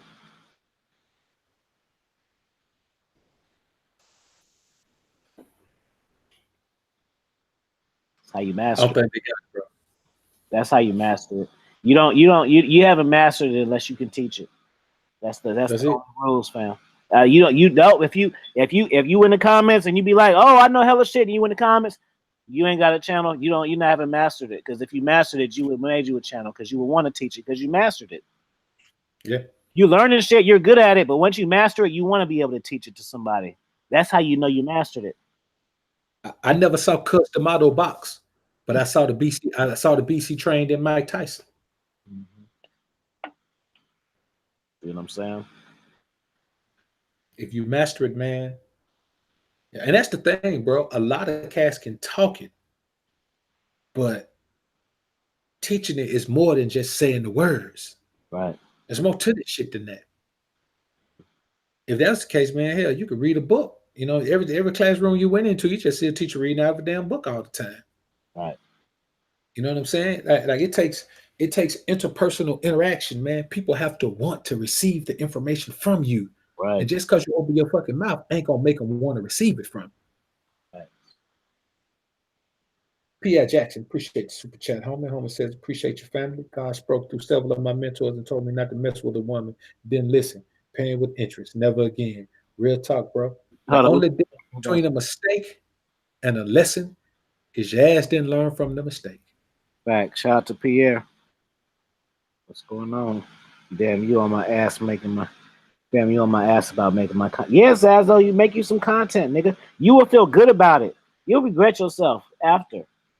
If you got game and you got a message, put that shit out there, man. If it's good, people gonna listen. If it's not good, they're not gonna listen. That's how you gonna know if it's good or not. That don't mean you know it. But if you put it out there and it's not good, you don't know how to teach it. You're just talking. And let me tell you what makes you an even better teacher. If somebody that you teach takes it to another level, even higher than yours. Facts. You are a fucking hell of a teacher. Right. You know what I'm saying? Every time a little kid leaves AFI's class and goes on to become a fucking valedictorian in his fucking high school, guess what?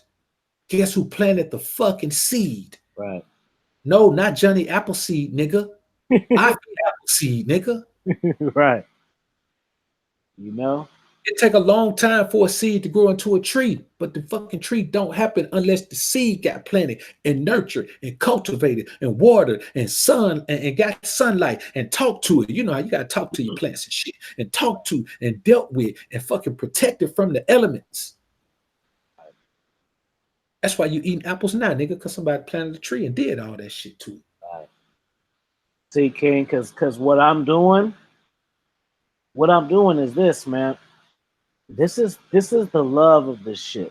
So what I'm doing as an educator is I'm putting myself in a position for a child to learn from all my mistakes without making them. I'm giving them cautions and lessons and disclaimers. You know what I'm saying? That they don't get at home, living life yet. I'm molding them, man. And even me, like how someone could say, like, how can you for instance, like, how could you give advice on how to be a millionaire if you're not a millionaire? Well, I mean, certain things in life you can kind of certain people have regrets and certain people fuck up and they don't bounce back from it, but they still know. You know what I'm saying? So what they know and what you know and combine that, man, and you can come up with a plan or a play with that. I tell you like this, a fiend can teach a hustler how to cook up a cake. I bet you that. That. Yeah. And probably step on it, and probably get them either probably extra big 8 or maybe even extra quart out of it. Right. And the average person will look down on that person because your shoes is clean and his is dirty, not even knowing he could have put you on. Could have put you on. You know what I'm saying? You too busy chasing the connect to put you on when he could have put you on first. You know what I'm saying? Just like men and women, you too busy chasing the bitches you want instead of ignoring the ones that want you. Exactly. And let me, and the crazy, boy, I'm glad you jumped on that off. I don't know where that came from, boy, but it came right on time. Man, Oh, let me tell you something, man. And this is the reality of this shit. Unless we talking about like a dirt dauber scallywag, I mean, broke down, bro. The average woman is a 7. right. That's average. I'm talking about the majority of women, especially in the United States. The majority of women in the United States are fucking 7s. That's why There's they get no so excited reason. when they think they see a 9.5. Exactly. Exactly. It's a A diamond. 7, a 7 can, some 7s can dress up well, but I don't deal with women based on they dressed up right. I deal with them from the natural essence of their fucking beauty, because some of them dress up well and some of them fucking dress up and go down. I seen a 7, man, call herself diamond up, man. She was a 5 when she got through with that shit. Dress makeup didn't look right, lipstick didn't look right, hair didn't look right, then none of that shit looked right on her. She might well just go plain Jane. So you got to understand the average woman is a 7. So while all these niggas around here talking about dime, nigga, it ain't enough dimes to go around. It's simple. There ain't enough dimes in the United States for every, let's say every man with a job. Nigga, there ain't even enough dime for every man let's say every man with a career. Cause shit, man, I mean the nigga on the waste management truck got a job, but a very important job at that. So I ain't knocking that nigga, because imagine how your neighborhood would smell if that nigga didn't come around. But take every man with a job. Ain't enough dime pieces to go. Nigga, ain't enough dime pieces to go around to every college professor. Ain't enough dime pieces to go around to every fucking NBA player. There are dime pieces are damn near non-existent, boy, in this society, man. I'm telling you. Because every So time men say, I ask, they say it's a dime. That's all it takes. yeah, that's it, man. That's it. So when you talking about, man, I don't fuck with 7s, nigga, damn near every woman you fuck is a 7. What you talking about? Dimes are rare, man. They're rare. They're rare. And you know it when you see them, because as soon as you see them, you get bricked the fuck up. If you ain't got no women in your life, man, that when you see them, you get bricked the fuck up, she ain't a dime. Now I ain't gonna say every woman who gets you bricked up is a dime, because once you knock her down, if it's a great experience, then you have that memory to think about. That changes shit, boy. You know what I'm saying? If you put in your top 5 experiences, yeah, you might get a tad bit crunk, man, when she's around. So what I do, I give myself exams, man. I give myself tests. See, if I'm taking shit tests, I'm gonna give it to myself. So what I do, man, chicks like that, when every fucking time I see a man, I want to knock the knobs off of her, I give myself a 6-hour window. Where from time I see her, 6 hours in, man, I'm not gonna fuck her. And what happens is within that 6 hours, she wants to fuck. Because of course she gonna try to do her thing. She gonna try to not act like a slut. Because now once she get crunk, once we get in, and she'll do any fucking thing. But just knowing my thought process, she always tries to act like she's not a slut, even though I know she is my slut. You know what I'm saying? So within that 6-hour window, she gonna start pressing the issue. But I'm not gonna give in. That 6-hour window right there, that motherfucker stand firm. Now, of course, this applies to, I mean, you can't do this some random brawl. You know what I'm saying? I'm a grown ass man, dog. You know, when I'm finna go fuck with a woman, man, I'm taking an overnight bag. I'm probably finna stay at her crib, man, at least one night. You know what I'm saying? If she come to my crib, man, she bring an overnight bag. She probably finna stay at least one night. I'm a grown ass man, dog. I don't fuck random hoes, man. I don't fuck hoes, man, that I can't even let come to my crib and I don't go to theirs. I just don't do that, man. Because that means she don't have no value. You know what I'm saying? I mean, I'm a grown ass man, dog. I'm not fucking no bitch in no car no more. I ain't doing it no more, man. Not me. Damn sure not in my car. I want that bitch nut all over my car. You know what I'm saying? I don't want her naked ass on my seat either. So a whole bunch of things that I used to do, I ain't with doing no more, bro. Real talk, man. You know what I'm saying? Like, I ain't so hard up, man, that I didn't need to fuck a bitch outside. Of course, I will, but by choice. Like, it'll be like, we'll be somewhere and it'll be a bitch that's already on my team. But as far as like, I don't do that shit like I used to do when I was young, man. I meet a little bitch, man, and I fuck her right where we at, man. Because I'm gonna be honest with you. In my opinion, like that's one of the few beta things that I've done, man. Just meet a chick, man, and just fucking act like I can't resist her, man, and like fuck her on the spot. Yeah, it sounds great. It's a man, BOA, man. That shit is cool. No, it wasn't, man. That shit was weak. I don't know her from a can of paint, man. You know what I'm saying? I don't know her from a can of paint, man. She could be a married woman with her ring off, man. Here I am fucking. I don't know nothing about her. I got to protect my soul, man, before I do any of this shit. I'm at the point now, man, where I've been dealing with the Most High so much, where he don't give me no pass for just being a horny fucking bullfrog nigga that you're gonna do something that end up not good for me. Now he gonna kick my ass for it because I should have known better. And that's just the way it is. AFI Kingdom, man. Must be another AFI. Appreciate the super chat, bro. I'm saying the mob is the best. A dime. Salute to the brethren in the chat. Mo2. Mo2, nigga. Yeah, I'm starting to see that hashtag a lot, bro. Yeah, man. It's a movement. And no scrubs allowed either. Oh yeah, for sure, man. None. No flip floppers. Nah, man. Well, fuck with y'all YouTube rap niggas, man. YouTube niggas, I like rap niggas, man. Mm-hmm. I'm saying niggas put out diss records every day and shit. Niggas put out diss records and shit, man. I'm like, nah. Hey, yeah, I got the new diss record banger. Check it out at 5 o'clock.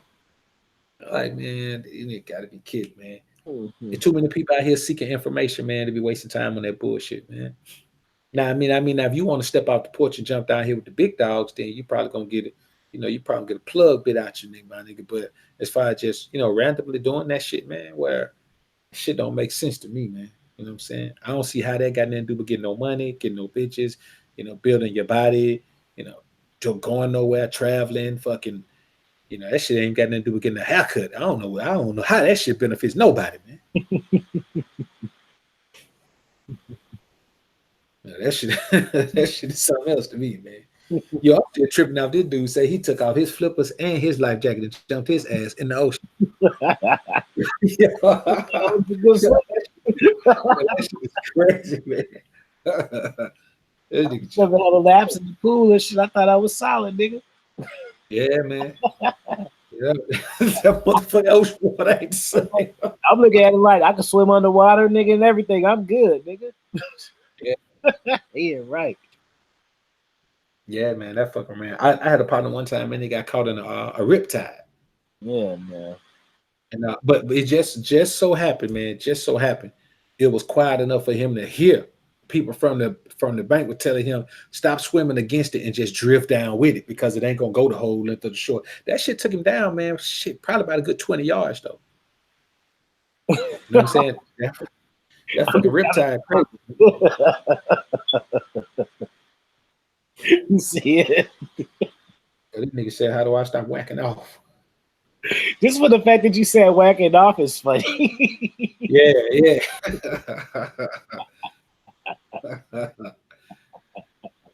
I respect the boldness. We talk about this, and you just like, fuck it. This is some game, nigga. But since we here, fuck it. I'm gonna just go for it. How I start whacking my shit.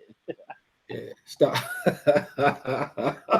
Hey, you're a fool. Because I wouldn't have did that. Just for the fact that you did that, I know you serious. He like, yeah, nigga, fuck that. I want to get some game on that shit. We talk about addictions. Fuck it. Let's just put it out there, nigga. How I start a recommendation now, man. Take boron. Start watching porn, man. I'm gonna tell you like this, brothers, and it's the reality. If you got some shit that's a fucking thorn in your side, man. Let's say if you can't stop watching porn, you better get rid of your fucking internet and you go use the internet fucking library, nigga. Go use the internet in public. You got to do what you got to do to overcome your issues. If you know you can't handle it, you got to do what you got to do to overcome your issues. Ain't nobody sympathizing with your shit because you can't get over it. You got to make sacrifices. You can get all the information you need, but you got to enact the information. So if you got a problem with it, man, and when you at home by yourself, man, you can't stay off that motherfucker, man. You got to get rid of your internet. Yeah, that's what you got. You know what I'm saying? It's just like having an ex. You want to break up with her, you gotta deactivate your Facebook. You can't be looking at her shit. Yeah, man. That's what you got to do. That's what you got to do. You can't say stop watching it because you're gonna get bored and want to watch it. So you got if you ain't got the internet, oh, we still got the phones though. So now Yeah, real talk, man. Real Birdman talk. is like, I'll stop Yeah. that. All right. I tell you what you do. Stop paying for 5G Wi-Fi and let the motherfucker see 3G. You ain't watching shit on 3G. It'll fuck you up every time. You ain't watching shit on 3G. That shit the buffering on your ass, nigga. You can't do shit. You gonna start it over, nigga. It's gonna fuck up your whole shit. Whole shit gonna be real, man. But yeah, I say, man, for real, man, if you're watching that porn, man, you got to figure out a way to get away from that shit. Take that boy around, like the homie was saying, man. Work out. You know what I'm saying? I tell men all the time, man, if you don't do that, get you some perfect push-up stands, man. Get you some perfect push-up stands and a fucking pull-up bar, man, that you can hang over the door. You understand? You ain't got to get that full fucking contraption like I got out back, man. But get you a pull-up bar, man, and whenever you think about fucking losing testosterone by busting a nut, get your ass in that workout, man. I promise you, you're not going to still want to do that shit after you work out. Yeah. It's just temptation, man. Anytime you resist temptation, man, that shit subsides. Anytime. You ain't gonna never resist temptation, and then 3 hours later, temptation still be there. That's not how that shit works. It's temporary. If it don't get you, then it leave you the fuck alone. This boy, the cat here, man, say, Lana Kari say, after I fucked the woman, she ghosted me. Should I call her? Probably not. Why you want to call her? She ghosted. That's disrespect, fam. Yeah. So you want some ass that bad that you gonna call her? So now she like, oh, I can fuck this nigga and don't even gotta call him. He gonna call me, so that's gonna make her not call you. See how it works? Right. And I mean, you know, Alexander says, does the chin hair lock symbolize anything? Chin hair locks. I guess on your avatar, he got a beard now anyway. Oh no. That shit was just long enough to do it, so I did it, man. You know what I'm saying? That shit was just long enough to do it, man. So I was like, hey, my shit pretty long now, man. Let me try this. Yeah. That's all that shit was, man. I wish I had something profound about that shit, though, man. It looks like I should have something profound about, like some Confucius shit. And then it's the cap too combination. Right. And then just again, I thought the shit looked better with the cap, man. Yeah. You know, when the baseball cap on with the same shit, it would give a different look. Yes, certainly. Be a hell of a different look. Alpha Dom X says AFI BOA consistently is unmatched, not letting any motherfuckers breathe out there. You already know, nigga. Who else? For sure. That's church, man. Church. All day church. We just make it look easy. That's the thing. Y'all think it's easy and shit because we make it seem so easy. You think it's easy? Try it then. See what happens. See if they go ghost on you. See if you get flaked off. Yeah. see if your shit gonna get left on red or not. Oh shit. Oh man, it's hella fucking funny, man. Yo, it's crazy out here, man. I mean, it's good questions though, man. You know what I'm saying? That's what we're here for, man. If you got a question, man, ask it, man. You know, how do you start whacking off? You know, you gotta fill your time with some other shit, man. I say this, man. Anytime you whacking off, man, you got too much time on your hands. You got to find something to occupy that time. Get busy. Get busy as fuck. You know what I'm saying? Get super busy, man. You ain't working out enough. You ain't fucking meditating enough, man. You ain't fucking reading enough. You ain't doing something, man. I mean, shit. That's one time I recommend, man. Shit. If you got all that free time you need to resist something, man, get another job. No motherfucker had before. Or get a hustle. If you got a job, get a hustle, man. Build a hustle. Figure out a hustle. Do some other shit with that time. I say work out is the best thing. That's the way.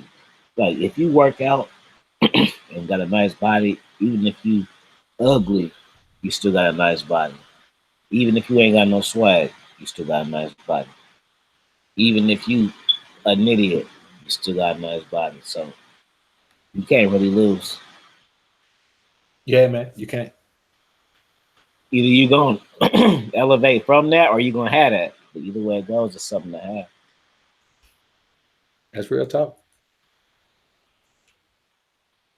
It's real talk, man. Hey, and stop eating all that. Hey, stop eating all that soy in that fucking food too, man.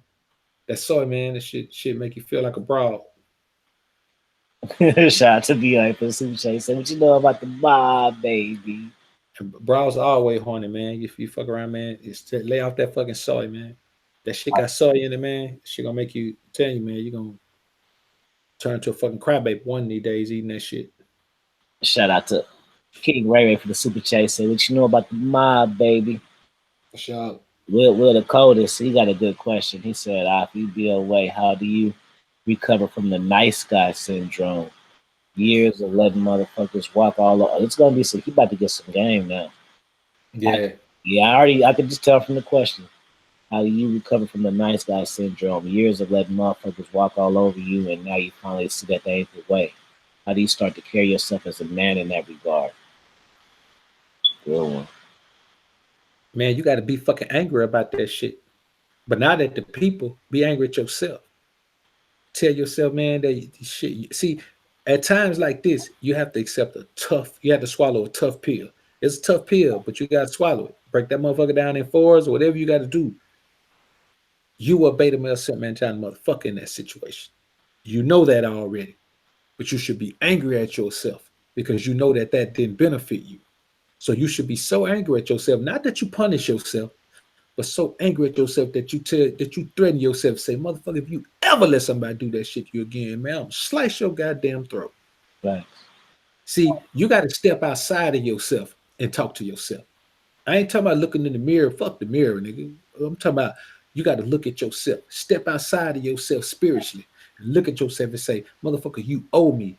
I've been busting my ass to make sure we get this money. I've been in the gym, hitting that fucking gym, make sure we get this body, nigga. I've been making sure that we stay on the straight and narrow path so we don't end up in prison or shot or no shit like that, nigga. And you're going to go out here and let people treat us like that. There's two aspects of you. There's your spiritual man and there's your carnal man. You got to start letting your spiritual man dictate the carnal man. Fuck he's gonna do, so you don't have to worry about these things anymore, man. So let some anger and disdain for allowing people to walk over you, step in there, and keep you from going that route again. Imagine how that shit made you feel all those times when you were supposed to say something you didn't, and then you went home to my God damn it, I should have said this. Now you pissed off all day because you ain't stand up for yourself. Think about how that shit made you feel. And that feeling enough, avoiding that feeling should be enough. It's like getting your dick burnt, man, for hitting a brown raw. Once you get your dick burnt, man, they stick that Q-tip in your dick, you should never get burnt again. Right. That should be it. Bad experience. You shouldn't do that shit again. Bad experience. Bad experience, man. I agree with 100%, 110% of everything that you're saying. And I'm gonna add a little salt and pepper to this meal that we serving you guys. I'll say this too. Something that you can do. How'd you word the question? How do you start to carry yourself as a man in regard and get out the nice guy syndrome? Now, this is a little to the left, but I'm going to still give you some. This is fire game, and if you're in a position where you can do this, you should apply it. If you at a certain level, you should relocate. The reason why I say that is this. You put yourself in a position to start new. So that's the obvious reason. But the reason why I'm making this a point is because you can start brand new where you're at, right? But the bad thing is people not going to take you seriously, and because they know of who you were and who you thought you were.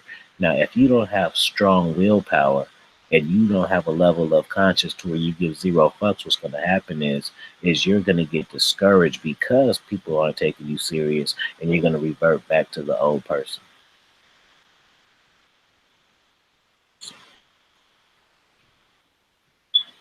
Church.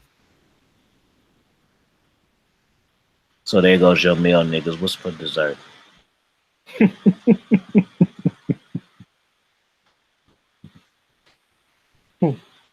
Real talk, though. Yeah, that's it, man. That's the reality of it. See somebody else have a question, man. I think DJ Lit say, man, would you let your bra get tricked off on by somebody she work with?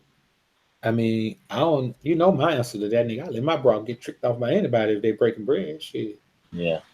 No, if they gonna pay, if they gonna pay our fee, man. Hell yeah, she can do it. Yeah, we don't have those kind of relationships around here. And even the ones we kind of do, it's like it's not really a big deal if we know what's going on. That's the main thing. Anything can go on as long as I know about it and I'm the one quarterback in the situation.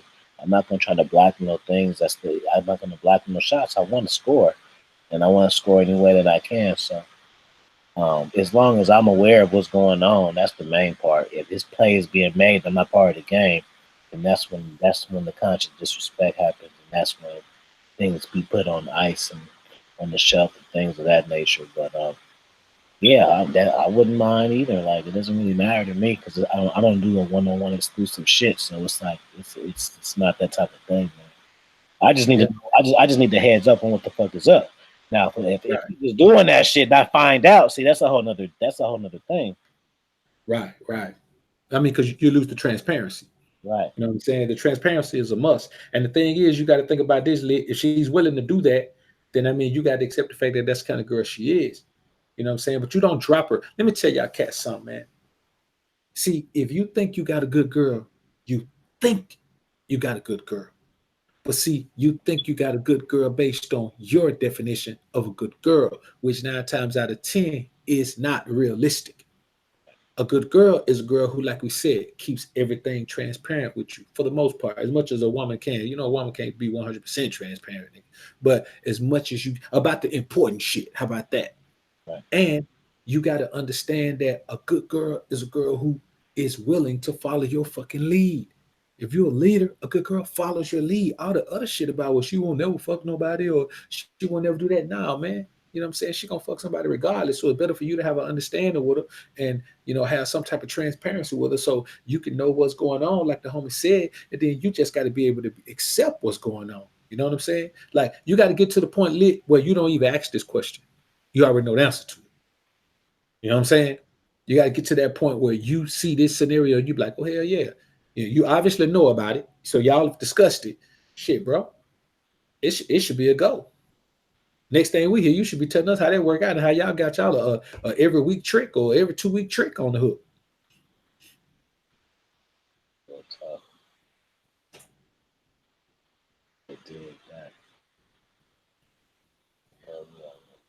Women are who they are, man. You know what I'm saying? You just got to accept that shit, bro.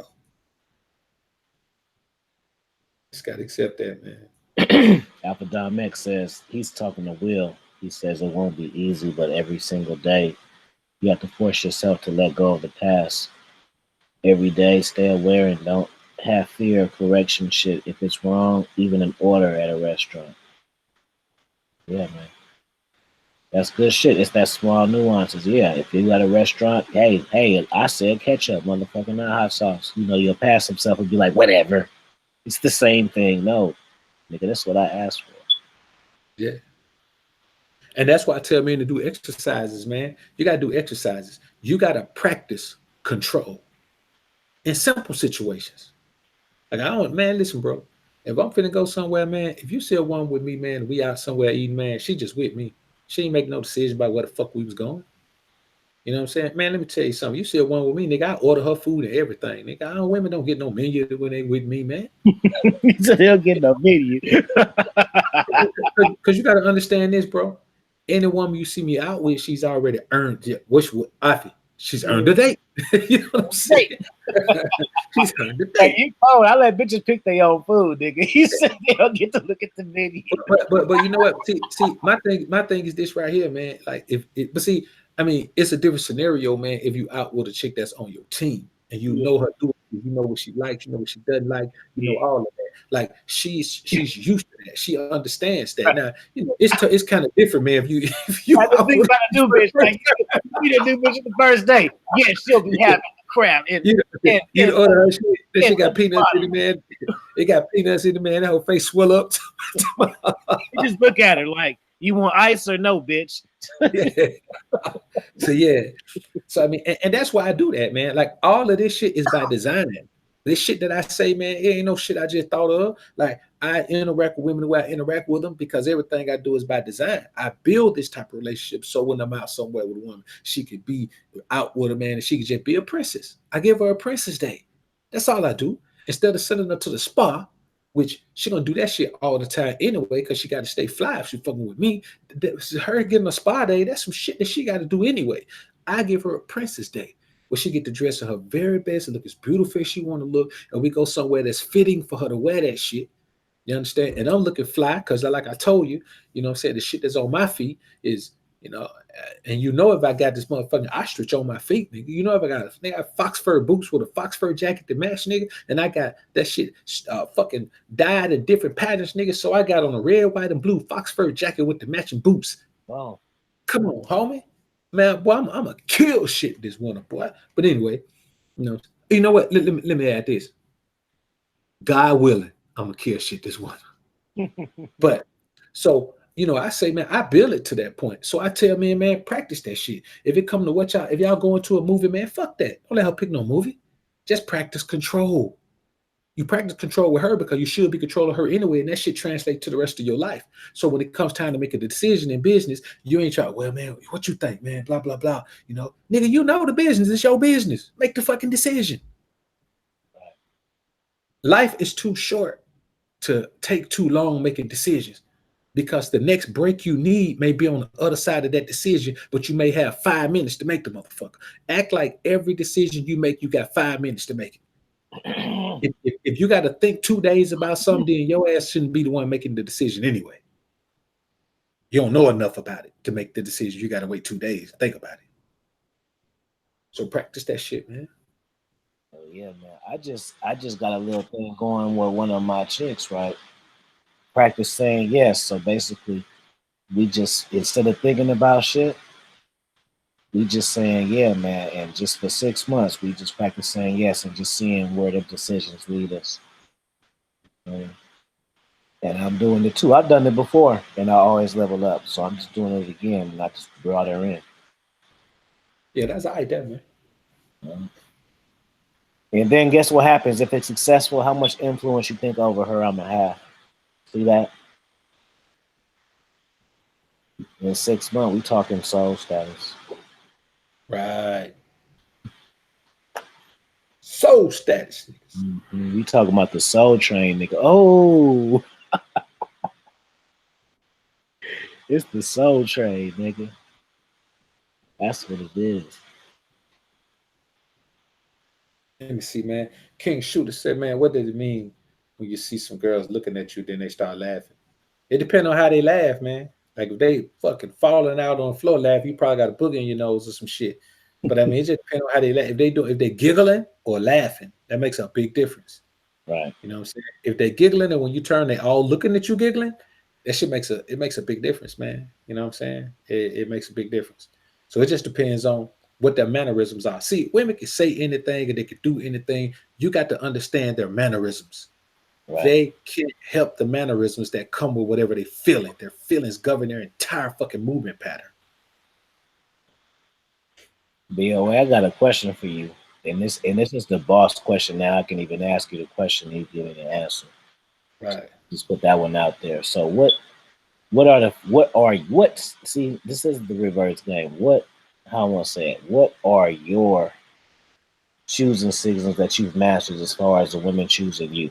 Like the ones where you just like, oh, number 3, here it goes. But yeah. Well, I'll put it like this: the one that I get the most, which I guess would be the one that I've mastered, man, is a woman looking at me, smiling, and then she does something with her tongue. Either she kind of sticks it over her teeth, or she licks her lips a little bit. She may lick both lips, or she may lick her bottom lip, or she just may let the tip of her tongue come out between her lips, but she's already eyeing me. See, a woman looking at you ain't shit. A woman eyeing you is something totally different. Eyeing you is like a motherfucker at the butcher trying to see which piece of steak they want. So if she's eyeing me, and she's smiling, and you got to understand the softness of her eyes. All these things go hand in hand. A woman's feelings always show in her eyes. Like they say, the eyes are the window to the soul. That's just for a broad, though, not for us. So her eyes, man, the softness of her eyes is going to determine what that smile means. But the one I get the most, man, for some reason, man, women tend to fucking do something with their tongue over their lips, or just poke it out a little bit, or fucking like, kind of have it between their teeth. They do a bunch of weird shit with their tongue, man. So anytime a woman does anything with her tongue, man, while she eyeing me, man, that's a choosing signal. If that shit has never failed. Yeah. That's the only signal I can say, man, that I've always known what it was and it's never failed. Right. That's probably a couple more, but I know for a fact when that one happens, anytime a woman's eyeing you, man, she does something with her tongue, man, her eyes are soft, man. And when I say soft, like her eyes are dreamy. You know what I'm saying? She got to look at her It's light. eyes like, It's light look. It's like a light. yeah, like a really relaxed look in her eyes, man. Like she already imagined herself, man, sopping you up with a biscuit and shit. Right. It's the way that a woman look at you after you smash her and you wake up and she looking at you. Exactly. But it's a little more intense because she's thinking about it. It ain't happened yet. Right. And she's not trying to control. She don't know her eyes are doing it. So she's not trying to control it or hold it back. That's why it's so intense. Her eyes are just reflecting what she's feeling at that point. If she knew what her eyes were showing, man, she'd be she'd keep them motherfuckers closed, probably. Right. Because she really don't want you to know that she on you like that. Right. So, let me see. I give you guys one more. Another one is any kind of touch. Yeah. Any kind of touch. Yeah. You know what I'm saying? I'll tell you the difference in the kind of touches. If a woman touches you with her hand, anywhere torso, she touches I'm anywhere from neck to waist. Any of that shit is fair game, man. I'm talking about whether back or front. You know what I'm saying? Like, I just never had a woman touch. Women like men's chest, men's abs, men's back, men's arms. That shit they like. Of course they like your wood, but a woman probably finna walk up to you and grab shoulders and the way you walk. Yeah, shit like that, man. Like, she wants to. A lot of times they want to see if your body feels as hard as it looks when you walk. Like simple shit like that, man. Like, they want to touch. Women like to touch. They want to feel a masculine body. And a lot of times, man, these women be used to dealing with men that don't have hard bodies. A woman loves a hard body, man. Like, she just loves it. You could be skinny, but if your body's hard, shit, I mean, it just does something to them. So that touch and that caress touch, that body caress, you know what I'm saying? You know how there'll be enough space for a woman to get by, man. She'll make sure she brushes against you anytime. Nigga, I'm talking about if she's walking by the side of you, anytime she lets her inner part of her torso, if her ass touches you, that's all day. Anytime a woman tries to touch you with her ass, hey man, that's almost a hey, we can go in the back room signal right there, bro. You know what I'm saying? But brothers always get to thinking horny thoughts. They don't think with their minds. When a woman rubs that big soft ass against a man, they start thinking with their dick instead of thinking with their brain. I automatically see, like RPC say, man, I put my dick in my pocket. Matter of fact, a lot of times, man, I just take it out, put it in my fucking wallet. That way it ain't in my pocket. I got to make 2 moves to get it out. So I say, man, these are women don't just touch random men. If they touch you, they like you. Right. That's just the bottom line, man. If a woman touches you with both hands, let's say if you fucking, that's hard. Yeah, with 2 hands. If a woman touches you with 2 hands, man, I mean, you might as well. You probably telling her, yeah, shit. If you come to the crib tonight, shoot by the crib tonight, my car right here, I'm fuck the shit out that little pussy. And you could tell her that if she touch you with both hands, damn near. Don't do that. But I'm just saying, a woman touch you with both hands, man, that shit is over, man. It's over. A hug, even something as simple as a hug. The way a woman hugs you, man, can let you know, man, you got to be listening to a woman's breathing, man. If a woman exhales, that exhale shit is real. Why you think they made a movie waiting to exhale? That shit be true about them, bro. Ain't it? A woman to fucking grab you, man, and fucking exhale in your ear, man. She don't know she exhaling. She feels it, but she doesn't know that you hear her exhaling. Hey, man, there's some real shit out here going on, man. And a lot of brothers just bypassing. So when I hear brothers say, well, I don't get choosing signals, you lying, bro. You do get them. You just don't know what the fuck they are. Right. Every man gets them. Even if you don't get them from no super bad chicks, you get them. Right. Because there's somebody. And if you ain't been fucking no super bad chicks, keep fucking 6s. All right, King Shooter said they were giggling. He said they was giggling. If they were giggling, bro. If they were giggling, man, 9 times out of 10, man, at least one of them saw something they like, man. And then another free games is when they touch you and they look at you, that's telling them you can touch me more. Yeah. Right. Like Immortality said, man, touching is but even if just in your personal space. Like, listen, man, if a woman comes close to you to talk to you. Like women are weary about being really close to a man, man. If a woman get close to you like that, man, it's because she can't help it. And you should back up to see if she come closer. If a woman's feeling you, bro, she can't help it. Back up. Bad game. Hold up. Now, goddamn it, you do one more like that, I feel we're gonna stop this shit. That's too much for one goddamn night right there, man. That's a new show right there, bro. I tell you. Yeah, man. Hey, back up. And this is what happens, bro. I'm glad you said that. A lot of brothers have doubts about whether she's showing attraction confirmation. Put it to the test. That's why I told you, man, if a woman is across the room, man, and she's looking at me, man, and she does that little thing with her tongue, man, anything, man. So I look away, man, then I look, and then I point at her and I say, I'll mouth the words, you doing that to me? You fucking with me like that? And then she'll do some silly shit, man. And then I tell her to come here with the come hither with the two goddamn, with the G-spot fingers. Yeah. Come here, bitch. And as she's coming, I'll get up, head her way. I'm gonna take about 3 steps. Once she stands up, I'm gonna take 3 steps, and then I'm gonna let her come the rest of the way. That lets me know that she's willing to cover the most distance to come to a nigga. So that seals the deal right there. If I had any doubts, that seals the deal. When she walks up, I'm gonna touch her. First thing I'm gonna do, I'm gonna touch her. You understand? I'm gonna touch her. I might not grab her ass, no silly little boy shit like that, but I'm gonna touch her. I'm gonna grab her. I'm gonna pull her close to me, and I'm gonna talk to her right in her fucking ear. And that's just what I'm gonna do. Because then I want her to feel the vibration of the depth of my voice in her ear. It's not about her hearing what I'm saying. It's about me being able to talk low enough where I can tell her something. Before we start this, you sure you don't want to go to the bathroom and try to check yourself? Because I know your panties wet.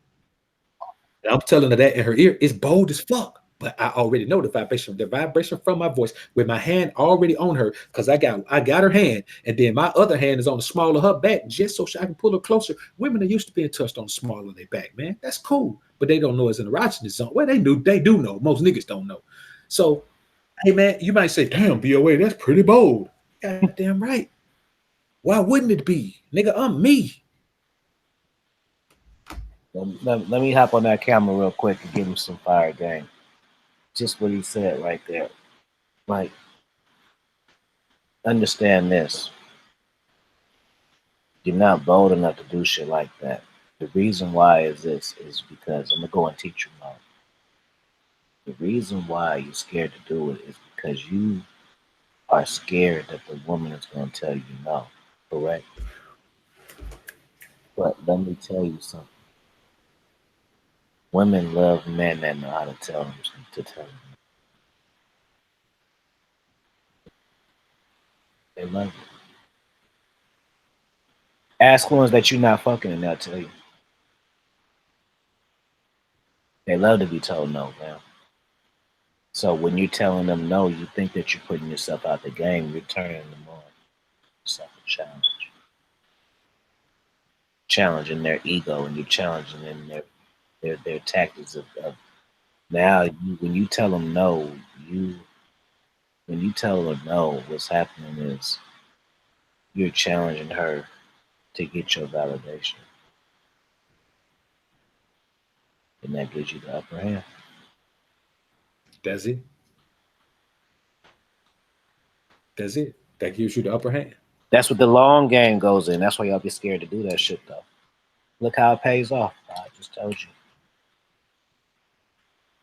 And think about it like this, man. If you're concerned about her telling you no, then you should never cold approach. If you ever cold approach, this shit right here is much better odds. She still may tell you no. She may tell you being too aggressive. She probably won't. I've never heard that shit, but it's possible. She may tell you slow down if you're taking her too fast. A lot of times she say something like that, man. She feels like shit, like you got too much control. And so if a woman says that, man, I'll back off a little bit, but I'm not gonna stop touching her. Right.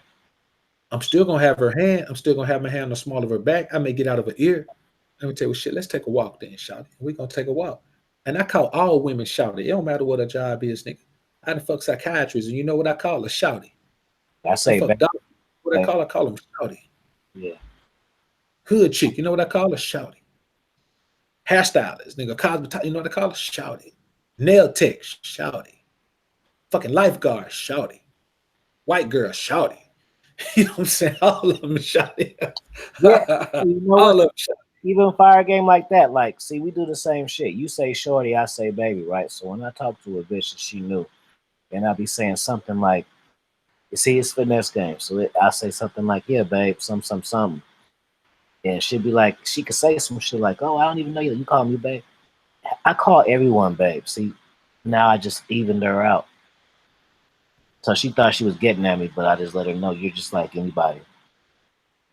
And she asked for it. You know what I'm saying? So I got to let her know by request that she didn't mean shit. Right. You know? It's finesse Right. game. Man, that's it, man. You know, and I'm gonna be honest with you, man. A lot of the shit I use, man, is, you know, I use an equal combination of finesse game, man, and fucking what I like to call you know what I'm saying, asshole emphasis. You know what I'm saying?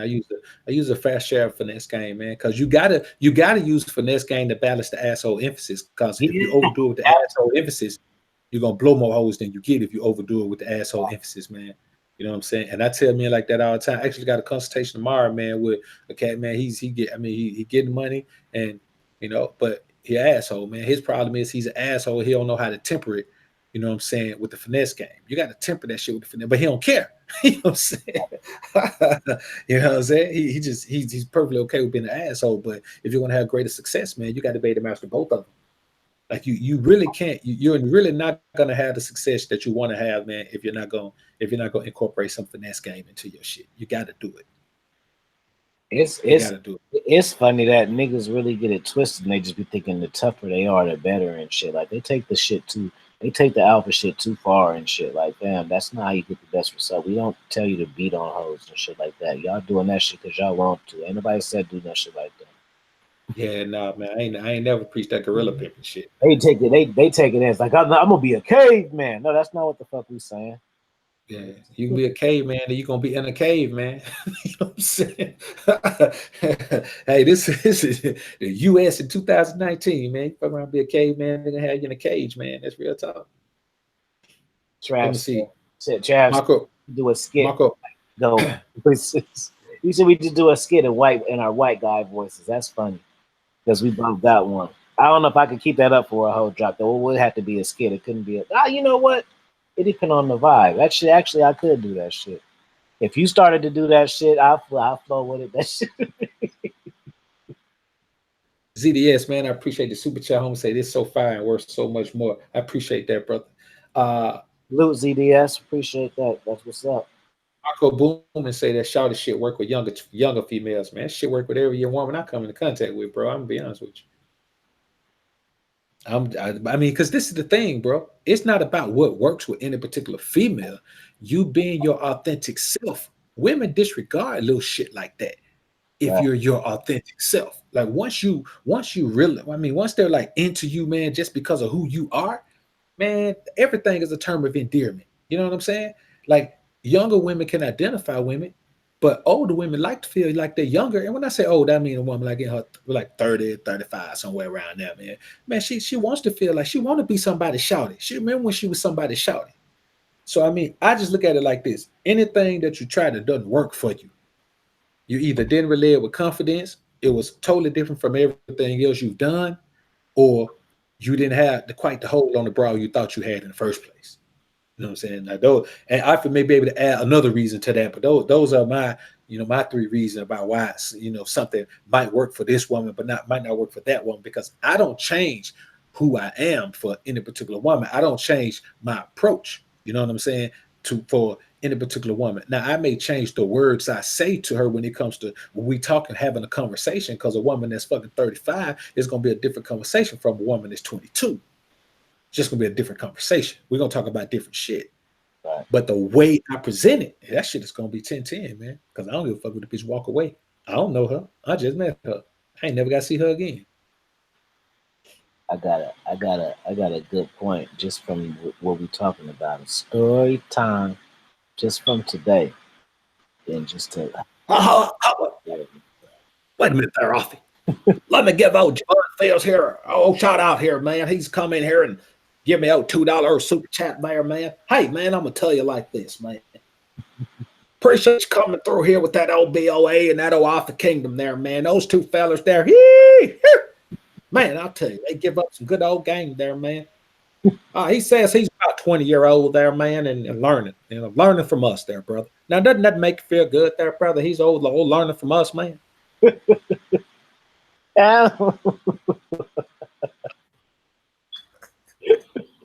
Hold on. Let me see. Let me see if I can do a question. Let me see what I was going to say. Hold on. Hold on. No, I can't do it. I can't do it. I just get out on you. You know what? I probably could, but it's from today. So if it was an old story, I could tell it good. It's fresh off the press. Right. Hold on, we go pick it up though. Wait a minute. That's a whole little thing. No, so they had a new a director, right? So she was coming to. I guess she came to my school, but she went to all the schools just to see the sites and shit. She's brand new, so I knew who she was, but when I went to her, I introduced myself to her like I didn't know who she was, because everybody like who the director come up here, y'all. Like that's how it works. Like everybody tells everybody and everybody knows. Just spread the word and shit. It's like high school almost sometimes. It's in certain ways. It is, if you think about it. Now that I'm thinking about it. But so she was a white lady and shit. Probably like, I don't know, 50. So she's standing there and it's like recess time and shit. So kids is playing and there's other teachers and shit out there and just, chilling, whatever. So I walk up to her and I was like, hey, how you doing? She said, fine. I said, I'm tired. She said, oh, hey. And she said, she didn't say my name right. And I said, Mr. C. And she said, oh, okay, Mr. C. I said, what's your name? And then she said, her last name was something like Babasti or some shit, some fucked up shit. So I fucked her name on my, I said, she told me her name and I fucked it up back on purpose. So she could tell me the correct way, right? And then I said it the correct way. And then I said, we both got those kind of names. And then I said, yeah, I'm the one that's always in trouble. And we laughed. And that was it. But the whole thing is, see, I was myself. You feel me? I didn't. And the thing is, she's going to remember me. You know what I'm saying? She's going to remember me for sure. And that was just nothing. I could have been like, hey, oh, who are you? Oh, I'm Mr. Carter. Yeah, I'm a good old guy. I ain't about to do that shit. I ain't got to. I'm confident in my skills and what I do in my trade. I can show and prove, so it really don't matter if you don't like how I act, because you got to respect my work and what I'm known for and what I do. So, and she can tell I'm in business just that I was bold enough to do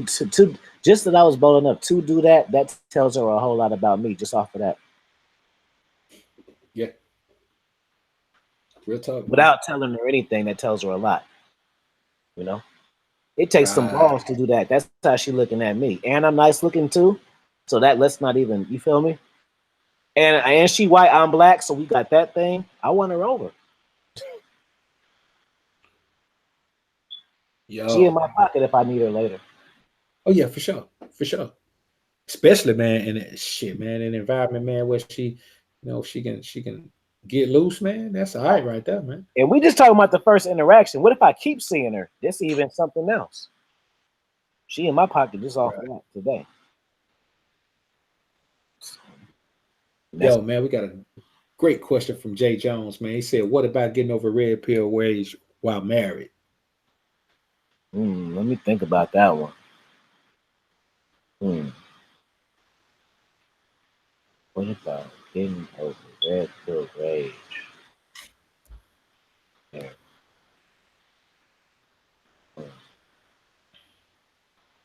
I'm gonna have to pass on that one. Shit.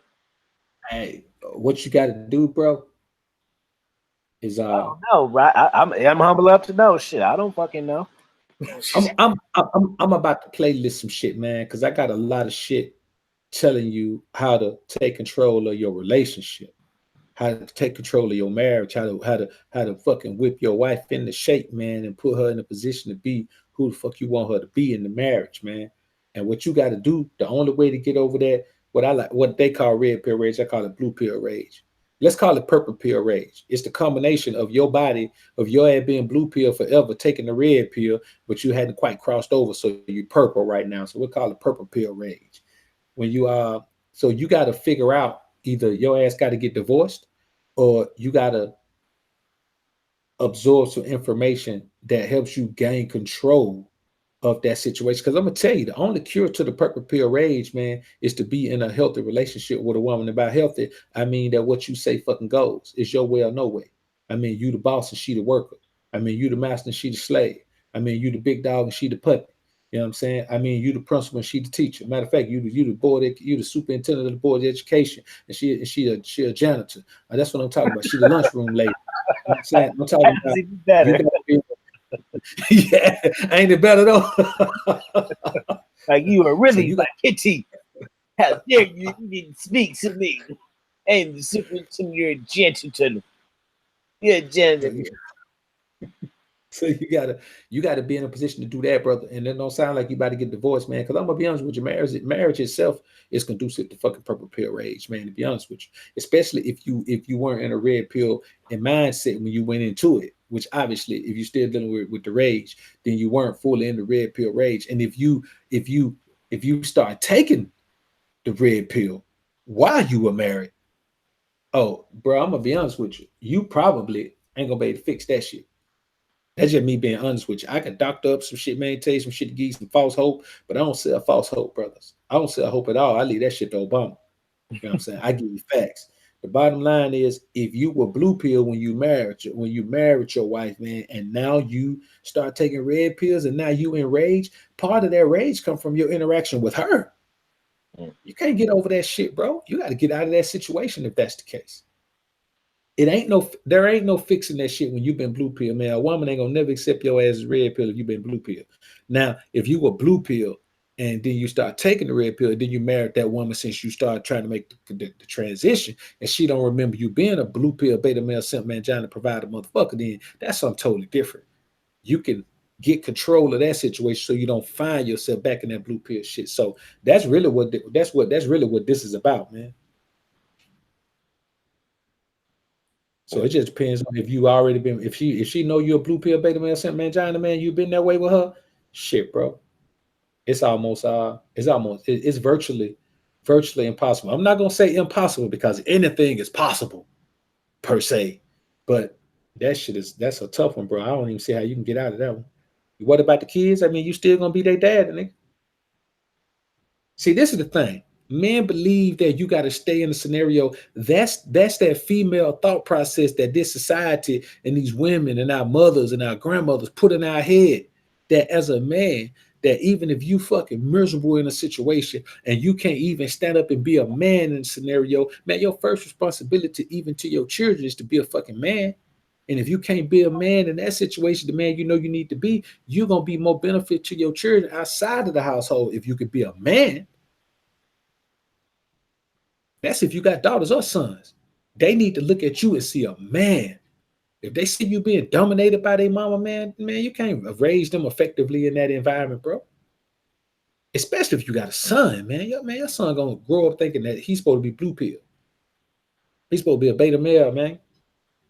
So the children gonna be good, because you know what? You're gonna be more benefit to them when you can be off by yourself and bring them to your own masculine environment where you control the entire environment. There's no interference from their mother's feminine energy, and you can just be over there and give them that masculine fatherhood energy that you need. Let me tell you something. 2 weeks of that shit out of every month will serve them better than you being in the household every day if you're not in control of the scenario.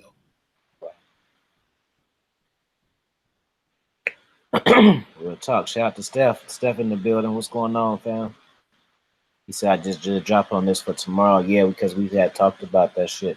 But you know, the person in the chat, you feel me, brought it up, man. That's why it's good that y'all make comments. That's how y'all get the fire game. Y'all just sit back sometimes and just wait for us to say all the tight shit, and y'all just listen. Like, no, fam.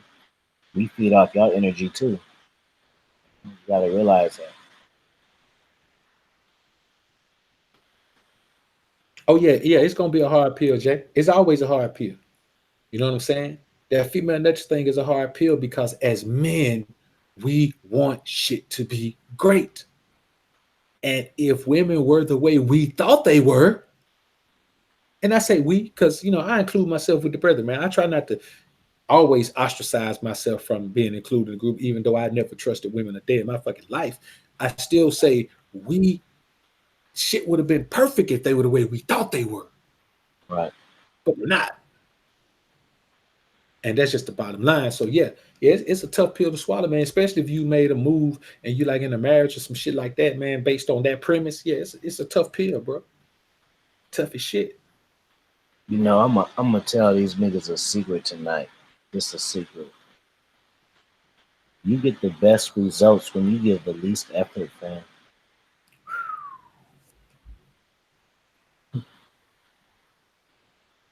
And that's the reality of it. Shout out to BOA. Real tough, man. Yeah, man. That's hey, bro. That's shit. That's gospel right there. That's gospel. Think about your life. Think about your experiences. When did you get the best results? When you didn't care? When you did the least shit? When you gave the least fucks?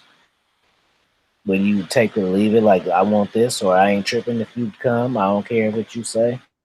I don't care if you call me, but that's when you got the results you wanted. That's when they're like, why are you tripping? I just want to see you. Yeah, when you turn around and you did the other shit, what happened? That's when she was tripping. That's when she was blowing your phone up and acting crazy. Thanks for the other super chat, K Fresh. She says, been learning a lot from y'all. Much respect for sure. This is real talk, man. This is not even no flash. This is just real game. Real late night game. Y'all on the East Coast, it's like 1 a.m. This is real game. No bullshit, no sides. This is straight stakes. Yeah, man.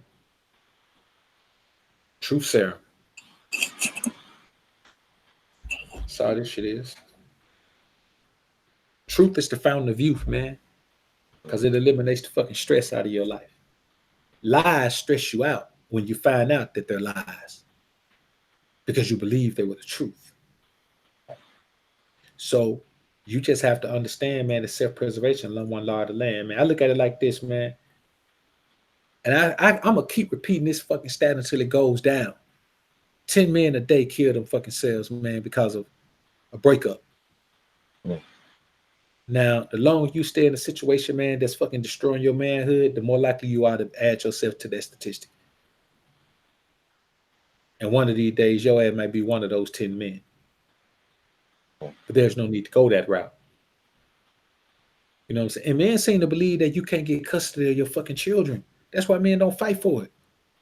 That's the I know too many men who've gotten custody of their children, and not because the mother was bad, they just got custody of their fucking children because they went to court and fought for it. Don't believe for a minute that in this society that woman don't want to be free. Don't believe that. Don't believe that she don't want to be free enough where if you fight it enough, her ass might finally give in and say, okay, you know what I'm saying? She can go back and live her single life.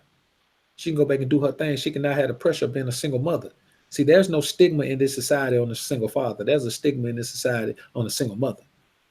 They call her as a statistic. So there's a lot of different ways to view it, man. But one of them is not staying in a situation that's fucking destroying you, man. Right. You can't do it. That's dope that you said that. My man Will, he just said you gotta be willing to drop anybody from your life, no matter how much it hurts. Even if you gotta be crying in the car on the way out of there, you gotta do it. Otherwise, your life is gonna suck. It's for real fucking shit, bro. Hey man, that's top notch shit right there. Top notch shit right there. Salute to you. That's real shit. Yeah, it's you're gonna make the decision. It's gonna be now or later. It's gonna be the same result, though. Yeah. Only if you wait till later, you might fuck around, have hypertension and shit from all that stress, man. Then You know, you fuck around, have that shit, they're gonna be more stressed, man. Before you know it, you got diabetes, man, type 2 diabetes, man. Then they get cutting shit off on you, all because, man, you ended up making a decision late that your ass could have made because it was gonna happen anyway. And the one thing you got to understand is this, man. What do you think is worse? You leaving, getting yourself back together, man, so you can be a better father, man, a better everything, or you waking up one day and she done serve your ass with some divorce papers, even after Oh, you don't over there stressed the fuck out. oh, Yeah, it's tough decisions, bro, but they got to be made. I oh, feel like if you can get fit, if you ever gotten fit in your life, you can leave abroad. It's harder to get fit than it is to leave abroad, man. good shit.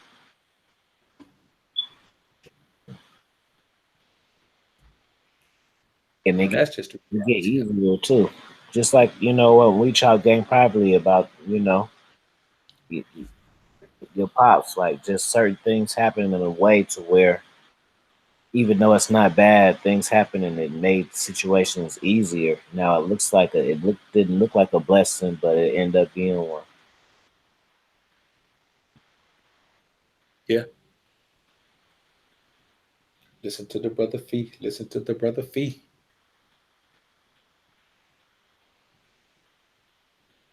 Women don't operate in righteousness. Stress has got me fit. Gym is a therapy, hell yeah. Manhood is all about making those tough decisions. Yep, you're right, Sazzo. It is. That's it, man. That's what makes you a man. Yeah. Yeah, that gym is certainly the therapy, man. You know what I'm saying? I mean, shit. I'll be honest with you, man. That's one of the greatest stress relievers ever, man. Go in there and bang that shit out, man, because you get to take all that frustration out on the fucking weights and you ain't gonna never hurt them. You go in there, you can go right back in there the next day and take it out on them again.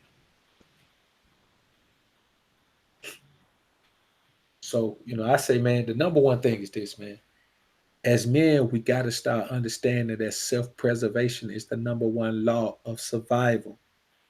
We always talk about survival of the fittest. That's the same thing as self preservation, self prioritization. You can't, this is the thing, you can't even think about your kids if you want a fucked up headspace. If you stress the hell out, you can't even think about that. Right. If you want to think about, well, what kind of father am I going to be? You're going to be a fucked up father if you stressed out. You're going to be a better father if you're able to remove yourself from that stressful situation, man. You know what I'm saying? And I say this, if you want the broad bad enough, if you want to stay with her, then you can turn the situation around. You know what I'm saying? As far as you can't change the way she views you, but you can change the way she interacts with you. She ain't Boom. gonna never forget that you were a beta male, but you could change the interaction. You know what I'm saying? By not taking her shit no more. Any man can wake up any day and say, you know what, man, I ain't taking no shit from the broad no more. And once you do that, they don't have no choice but to adapt because they either adapt or that's it. Like, what other options is it? Either they adapt or they don't deal with you. But if you're at a fed up position, it don't really matter if they deal with you or not. So it's a win-win. Jay Will said they boy cut off and give access to all the resources only to feel trapped in some marriage, fearful of starting over, take the loss. Yeah, and the thing is, man, it's not even a loss when you compare it to the loss of time Boom. that you deal with if you don't leave the situation.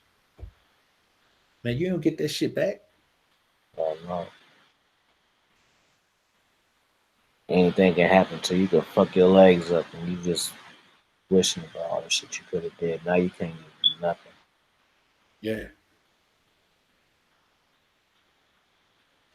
Well, I mean, shit. Obviously, his wife ain't showing him no respect if he stressed the fuck out. Because with a woman showing you mad respect, there's no stress to that. You feel like a fucking king. So I just say, man, shit, bro. I mean, this is the thing.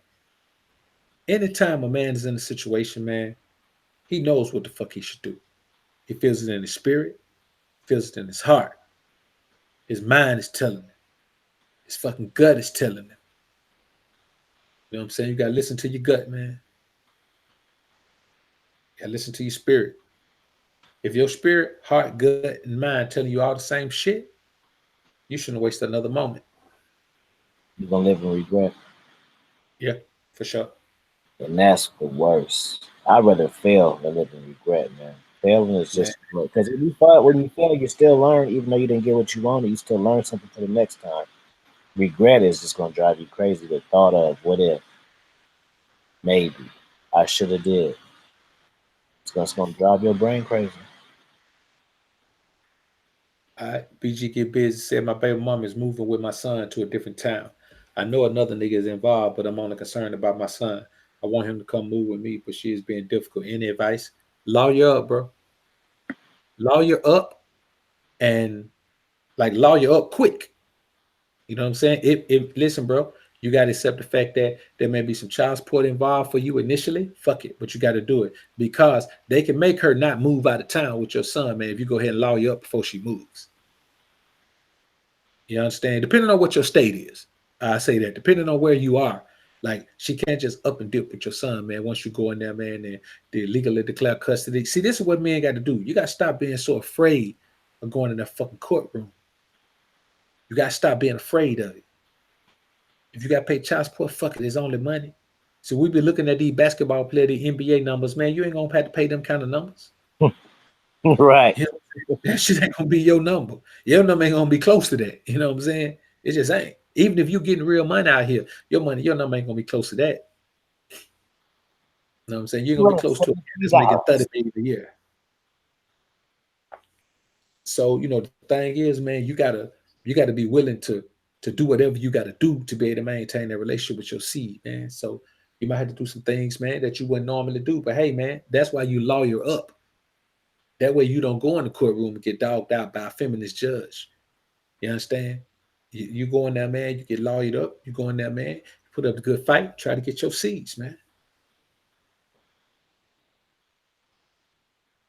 He says, you figure out what you want to figure out. That's what's up. You a smart brother. We live in the information age, G. We can do anything we want to do. You just have to apply yourself. Facts. Josh T says, shout out for the super chat. He says, how do you start to operate yourself outside of your body and control your thoughts and energy while you try to elevate yourself to your next level? You want to get deep on your ass tonight. I gotta read that one to myself again. How do you start? You spell it again. How do you start to operate yourself outside of your body? Control your thoughts and energy.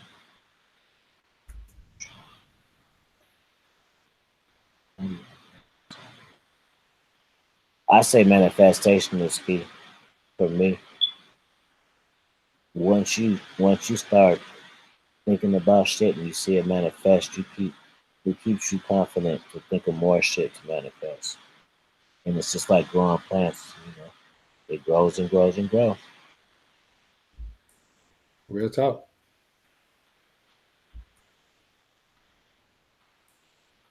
Hmm. I'm gonna have to read that question, man, because I ain't hear that shit. Oh, it says, how do you start to operate yourself outside of your body and control your thoughts and energy when trying to elevate yourself to your next level? First of all, man, you gotta build a relationship with the most high. Yeah, That's a spiritual thing, I'm saying, spiritual thing. And it takes a strong presence of the most high in your life, man, for you to be able to do that. You know what I'm saying? Like you have to identify with the statutes and commandments because you have to have something to govern your activity as a man. If you step outside yourself, what are you gonna tell yourself if you don't have the statutes and commandments to govern yourself by? You know what I'm saying? You're stepping outside of yourself so you can see that your spirit man is different from your carnal man. So you got to understand that you can control yourself. So if you're a man out here, man, and you don't know how to stop jacking your wood, hey man, you can control yourself, but you got to do it spiritually. You understand? If you're a man out here, man, that can't stop drinking, man, hey, man, you can control yourself. But you got to do it spiritually. If you're a man out here that can't stop smoking, man, hey, man, you can control yourself. But you got to do it spiritually. If you can't get over sex, you know what I'm saying? If you can't get over popping pills, if whatever you can't get over, man, if you can't get over porn addiction, you control yourself, man. You just got to do it from a spiritual perspective. And the only way to do anything from a spiritual perspective is to incorporate the Most High into your life, man.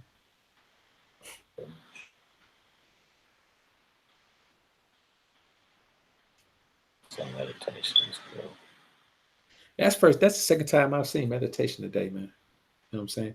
Had a cat ask me about it, and asked me do I meditate in the IG, man, on DM, man. You know what I'm saying? They asked me a few questions, man. Asked me do I meditate, man. I was like, man, no, I don't meditate, man. I believe in creating a peaceful enough life, man, where you don't have to meditate, man. That's what I believe, man. You know what I'm saying? The peace and relaxation, man, and the mind connection, the mental connection, and all that, man. I think if you got a peaceful enough environment, man, I mean, you can do that shit, man. Just like your environment is conducive to that. Personally, just knowing you and you being spiritual, I think you should try it, fam. I think you'll get a lot out of it. Just the personality and how you are and shit. You do that shit, your should have really like, man, you'd be like, man, this is 10 minutes a day, man. This, because I'm surprised that you don't. So the fact that you don't and just how you are, I think you'll really get a lot out of it. I think you'll enjoy it. Try it on a good weekend or something. See how you feel about it. Right. And if you don't like it, shit, what you're doing already don't make you sad, But like Steph said, there's better ways than the best way. So we always trying to find the best way. Right. Yeah, I mean, it's definitely something worth looking into, man. You know what I'm saying? I've heard about it a couple of times. I mean, that's just over the past couple of days. You know what I'm saying? So that makes for the past couple of days. I've seen it every day. Definitely something to look into, though, man. Now I see it again.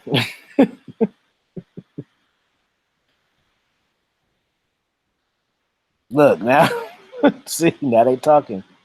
That's manifestation right there. I mean, I yeah, see it in yeah, my chat in the next minute or something. That's say it right there. yeah. See, my thing is, man, I like the old school looking meditation, man, where you got to be like on the floor and shit, and with your fucking bow, with your fucking fingertips together and shit, man. I just don't think it takes that to meditate. You know what I'm saying? I, This how you do it. You could just have a moment to yourself, a real clear moment where you just let everything go though, like just nothing. Empty your soul out for 5 minutes, man, and really take them breaths, man, and you really clear out. You feel that shit. I took a yoga class, and that's when I got put on to it. And I was like, damn, this shit's so simple, but it really, it's dope, man. I did that shit before. There's other bitches in there too. And hey, we was talking about meeting women to go to yoga classes, fam. There's hella chicks in there, and they already dressed where you can see everything. And in Yang, you ain't got no other dudes in there, but like 2 or 3. and one of them don't want no women. Right.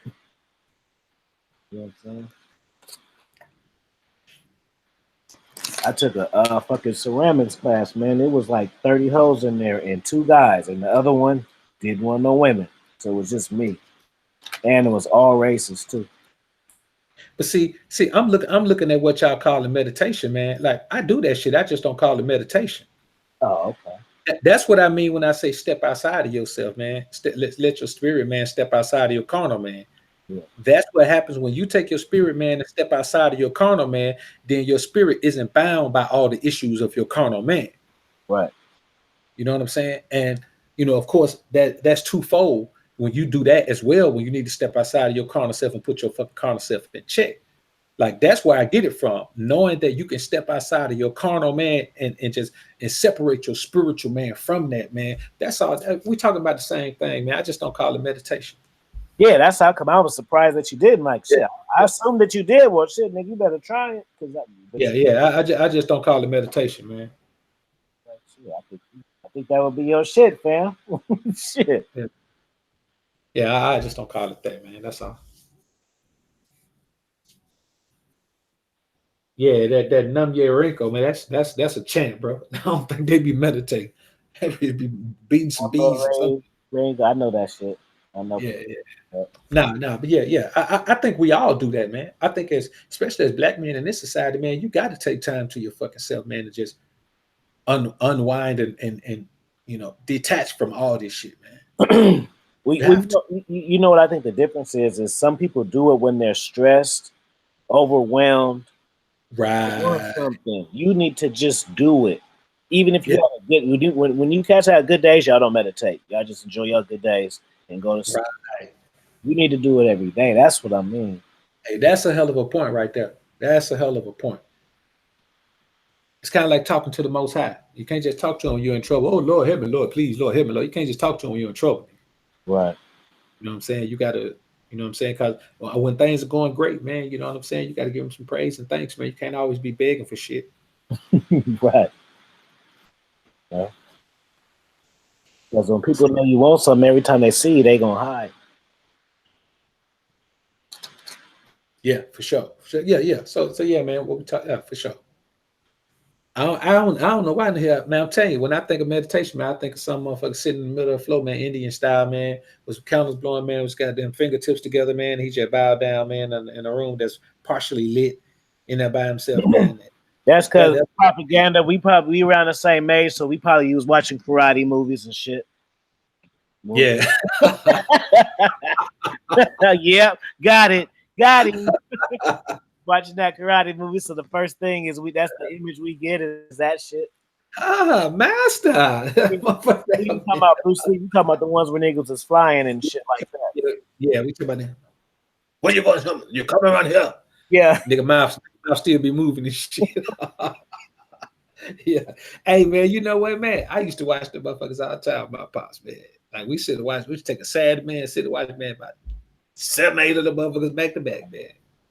What's the Saturday night, Saturday morning movie you seen the most? I could say mine, Coolie High. I seen that shit so many times on a Saturday. Man, I don't shit. Shit, bro. I ain't gonna lie, I don't even remember, man. You know what's funny about Coolie High? It took me hella times to watch it to see it to completion. Every time I catch it at a different part. Man, I don't think I've ever seen it. Coolie High? Oh, you gotta watch that. It's a That's Portier and Cosby, right? no, that's Saturday Night Live. Saturday Night Live.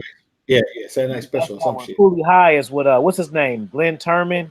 What's some recent shit he was in? Yeah, I know you talking about, man, the cat that was the fucking Cochise. general on a different world and shit. Yeah, him. It was that one.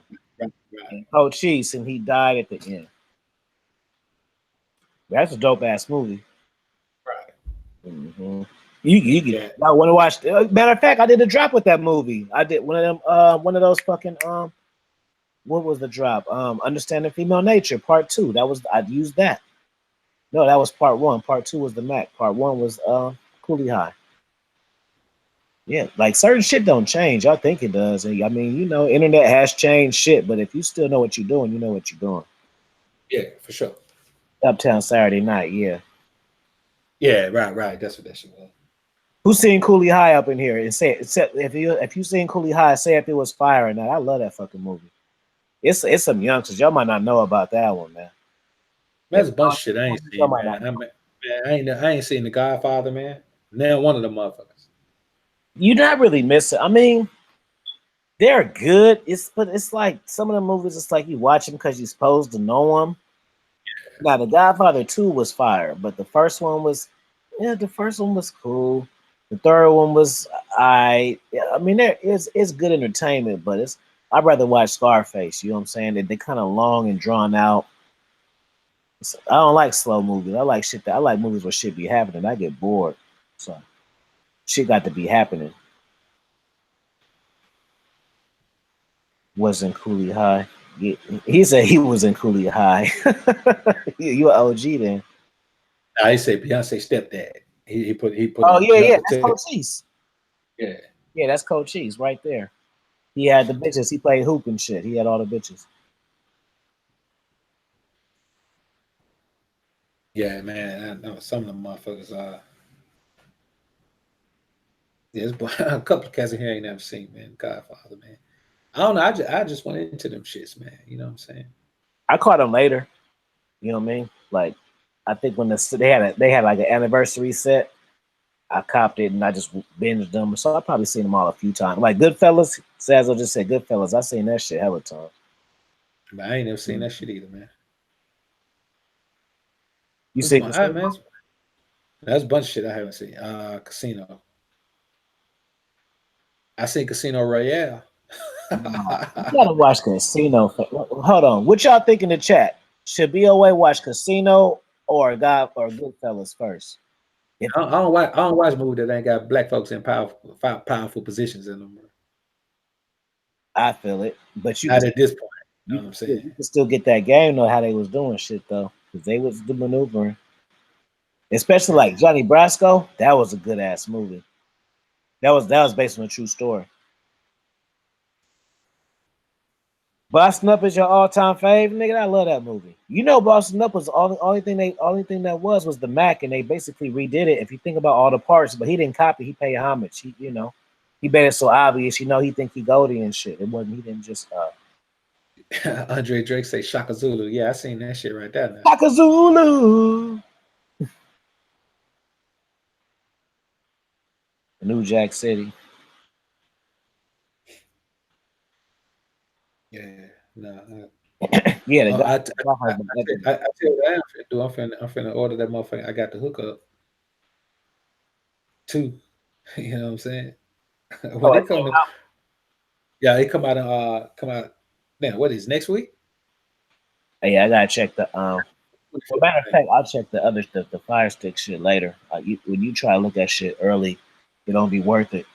You know what I'm saying? Nah, he got this set up, man. He got it set up to where you can but you'll be able to order it the same night. It's in the theaters, man. I think it came out on the 7th, if I'm correct, man. I gotta check again, man. I watched the interview with P on fucking Breakfast Club, man. So it's either coming out this week or next week. I fuck with But Master. I love him. I just like his spirit, man, and how he is. Yeah, the 12th. Lorenzo Diamond say the 12th, man. It's coming out. Shit. That's yesterday. Yeah, it probably was like some midnight shit. Yeah. But yeah, man, he say you can order that shit. You know, you can order that shit on the same day it come out. Rashawn Dunkley say 19. Somewhere between then and this and now, man. But he got it set up the way you can order it. Well, I love Master P, but that shit need to be like 10. You know, Master P be trying to hike shit up. I ain't paying no $20 to see a movie, nigga. And this shit. Movie theaters only cost that much. You be fucking around. Nah, you know, it's gonna be like on some of these sites, man. Like you may be able to watch that shit on I don't know. You know, yeah, people trying to keep control of people trying to keep control of everything. So I don't know where he gonna have that shit available at. You know, when nigga put his own money up for a movie, man. Yeah. He doing this thing when you put your own money up for your movie, man. That's boss shit right there, man.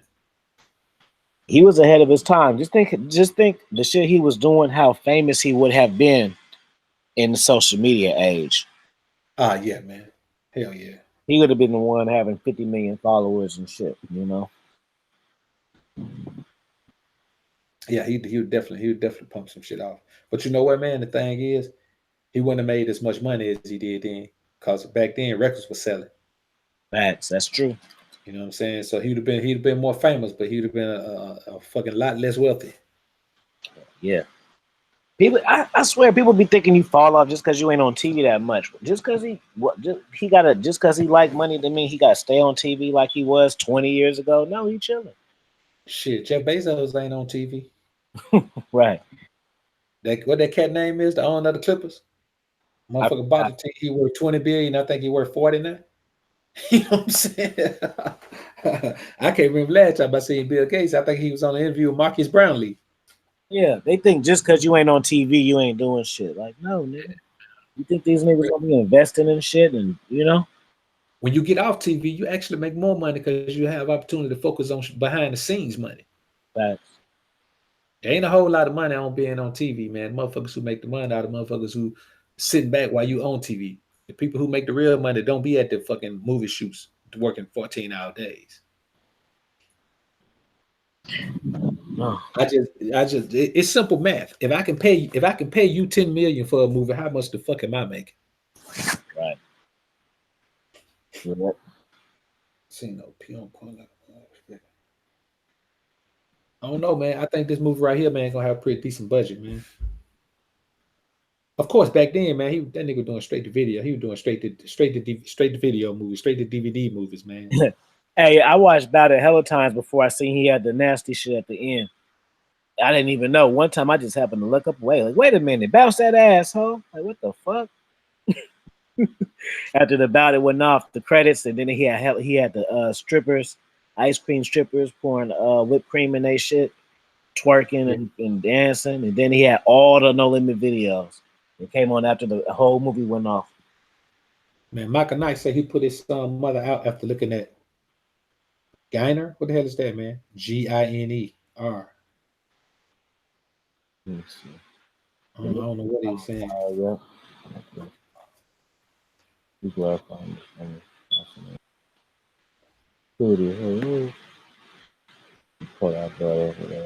trying to see what you said. Yeah, what? I don't know what that mean, man. Giner, Giner, Giner. What the hell that mean, man? I don't see it. Let's see if I can see it. New Superfly is dope. We win at the end. The brother had it his way. Yeah, the new Superfly was dope. People were saying they didn't like it. I thought they was weird for not liking it. Like that's how people just be having expectations of shit, and they be mad because it ain't the way they want it to be. Even though they like it or it was good, they want it to be a certain way, so they gonna just say it's bad. Like, that was a good movie, man. He was doing boss finesse shit in that. Oh, he talking about Ginger from Casino. I think say he put a baby mama out after he watched Casino and saw Ginger. Oh, you gotta watch Casino, bro. Yeah, he said after he saw Ginger on Casino, he put his baby mama out. Yeah, you gotta watch that one, bro. That's good. Say, bitch, you got to go. You got to go. You look like Ginger. You act like Ginger. You got to bounce. In the chat, people will probably say watch Goodfellas over Casino, but I like Casino better. They're different. I'm gonna be honest with you, man. If that shit longer than about 30, 35 minutes, man, I'm not watching this shit. I ain't gonna never see all the way through. That's about the most time man. I tried to have a Super Bowl party, man, a few years back, man. Man, 30 minutes into that motherfucker, man, I was in my recliner, knocked the fuck out on everybody. I woke back up, nigga. It was the beginning of the fourth quarter. Yo, nigga, I'd have missed the halftime. I'd have missed all kind of shit, man. Niggas got too much sauce. I was like, man, this shit, I just can't really, man. That shit don't entertain me, man. So once I sit down there, man, I start thinking about shit. All it takes for something to be said in a movie to make me start thinking about something, man. Before you know it, man, I ain't watching that shit no more, man. I'm thinking about some shit I can do, man. Oh shit, let me go do this drop. Then I'm about to go do a drop. Yeah, I be doing the same shit. Yeah. So I don't know, man. I may do that shit on some Netflix chill shit with a broad, man. Sit down, let her watch some gangster shit. So I can tell you, bitch, you ever think about that, I'll kill you. I be doing that shit. I be putting movies on to teach bitches lessons. Right. I be putting them onto my thought process by entertainment, nigga. And you know what, man? That's the easiest way to do it. I mean, that way they'll absorb a whole lot of that shit, man. Bitch don't too much forget a movie she saw. And then, man, you know, if they don't really know what the hell they watch, man, you can explain it to them in any kind of way, man. I took shit in a movie, man, explain that shit a totally different way of what it meant, man. The bitch was like, yeah, I can see that. In my mind, I'm thinking, she dumb. Tell her anything, man. So, but yeah, man, you know, dealing with women, man, is really a fun thing to do, man. It stops being fun when you start taking them too seriously. Oh, hell yeah. When you start thinking, oh man, I might have the one, or you know, I think I should. About time for me to settle down, man. You're telling your mom and dad and shit. You know, I think I'm gonna marry this girl and shit like that, man. I'm gonna be honest with you. I ain't seen one cat in this chat tonight who said he was married. They're talking about, man, I'm happily married, man. I don't know what the fuck y'all talking about. I ain't listening to y'all shit no more. I ain't heard nobody say that. Every nigga been talking about he about to leave his woman. He don't like the bitch. He want somebody to kick the baby mama out, or man, it ain't really cut like that, man. You got to enjoy women the same way you enjoy everything else in life. If you happily married, put a 1 in the chat. Let's see. Yo, man, the fall coming. I'm about to take y'all motorcycle shopping with me, man. Anybody get a bike? Yeah, man. Yeah, I'm gonna go ahead and get another one, man. That's what's up. I rode a dirt bike. I ain't never rode a bike though. I didn't been on one, but I ain't. Man, let me tell you something. First time I rode my bike, man, 18-wheeler damn near ran me off the road, man. Mm-hmm. It ran me off the road, bro. It wasn't but the most high, man, because I was about to fall off a cliff into some jagged edge tree that they had just cut off, man. My fucking tennis shoe, man. You know how when you're watching Friday, man, when Smoker was trying to stop his car, the motherfucker kept rolling, he scuffed up his chuck. Yeah. That's how my fucking feet were. I was in gravel, man, on the side of the interstate, man. I was just in gravel. Because I didn't really know, I knew how to ride it, but I didn't really know like the protocol, where I need to be on the side of this truck where that motherfucker can see me. Obviously, I was in the wrong spot because that nigga came right on over on me, man. And it was just the most high, man, because I was starting to lose control of it. The handlebars started fucking rattling real bad and shit, man. So right, man, when I was like, oh shit, man, I'm finna die. I was trying to see, am I gonna throw the bike down down and jump back in the highway and get ran the fuck over? I'm just gonna fall off the cliff. So right when I thought, man, I was about to make a decision, man, the front tire caught the pavement, man, and slung me back up on the pavement, man. And I kept on rolling, man. But it was in the nick of time, man. I was gonna get ready to jump, man, because that bike was going one way or the other. That made me remember the time, man, when I went skiing, right? My fucking ass thought I had it mastered because I was doing the it seemed like a good slope, but it was beginner, but the slope was big enough for me to think I was doing something. And I went to the expert level, nigga. Nigga, I got stuck on that mountain, nigga. Every time I tried to, that shit was so damn steep. Every time I went down, nigga, I was rolling down the mountain. Skis came off, and then I had to go and get my skis, and then it was frozen shit. I was panicking like, fuck, nigga, I'm on this mountain. I didn't tell nobody where I was going and shit. They had to come get me on the snowmobile, nigga. I was up there like 2 hours, nigga. Every time that shit was going, whoa, like that shit was steep, nigga. Every time I thought I had my little stride on, nigga, I was like, man, fuck, this shit ain't like that other shit, man. That shit's like going straight down, nigga. You gotta be a fucking expert, nigga. I was stuck. I just gave in, like, man, fuck this shit, man. I tapped, nigga. Come get me. I'm tired of this shit. I'm ready to drink some hot chocolate. Fuck this pride shit. Get me off this motherfucking mountain, nigga. I didn't even have nobody up there to like laugh about it with, nigga. I just by myself. I was like, fuck that shit. Flag, nigga, come on. Let me get that cocoa, nigga. All right, man. Shit, let's go ahead and get ready to wrap this motherfucker up off. All right, man. Let me see. Any last little comments, man? I say y'all do one. Man, I'm gonna rock that M109, man. That M109, that bitch sick. Can't dig them bikes, bro. Probably because you can't ride them. Yeah, I can never. You know what? Women with bikes are hella sexy. I had a few chicks who rode bikes, and it just made them sexy just because of that. Man, I had a chick pull up beside me the other day, man, on a Harley. Man, when I say she was stacked up, bro, she was stacked, and you could tell she was stacked up, man, because she had on jeans. She was riding in jeans, and she had on a little leather biker jacket and shit, man, long hair hanging from under the helmet, and her ass was fat, but her legs were small. So I was like, man, goddamn, I need to find me a motorcycle, man. You know what I'm saying? Plenty of time, man. When I you know what I'm saying, before I sold my last joint, man, plenty of time I done rolled up somewhere, man, and ended up getting some pussy, man, just because I was on a bike. Yeah. I mean, I ain't fuck right there, but you know what I'm saying? I end up, That's why the bike runs, nigga, be pussy meat markets, nigga. They do not send your bitch to those, fam. For sure, man. Let me tell you something, bro. I've been on a ride, man, and just pulled up, man, and some bitch that I ain't even know, man. Yeah, we start chopping it up, man. Of course, man, she showed the traction confirmation, cause I ain't gonna say that to the bitch if she don't. But man, before I knew it, bro, like when we was getting ready to pull out, man, she was on the back of my bike, man. Huh? Of course, we were coming back through there, but She was like, shit, I'm going to shoot, man. Shit, man, ain't no fucking her outside. Don't let you be good on the bike too. It's really over. If you can pop Oh, yeah. when you pull off with her, it's over. So I really been we grow past these women.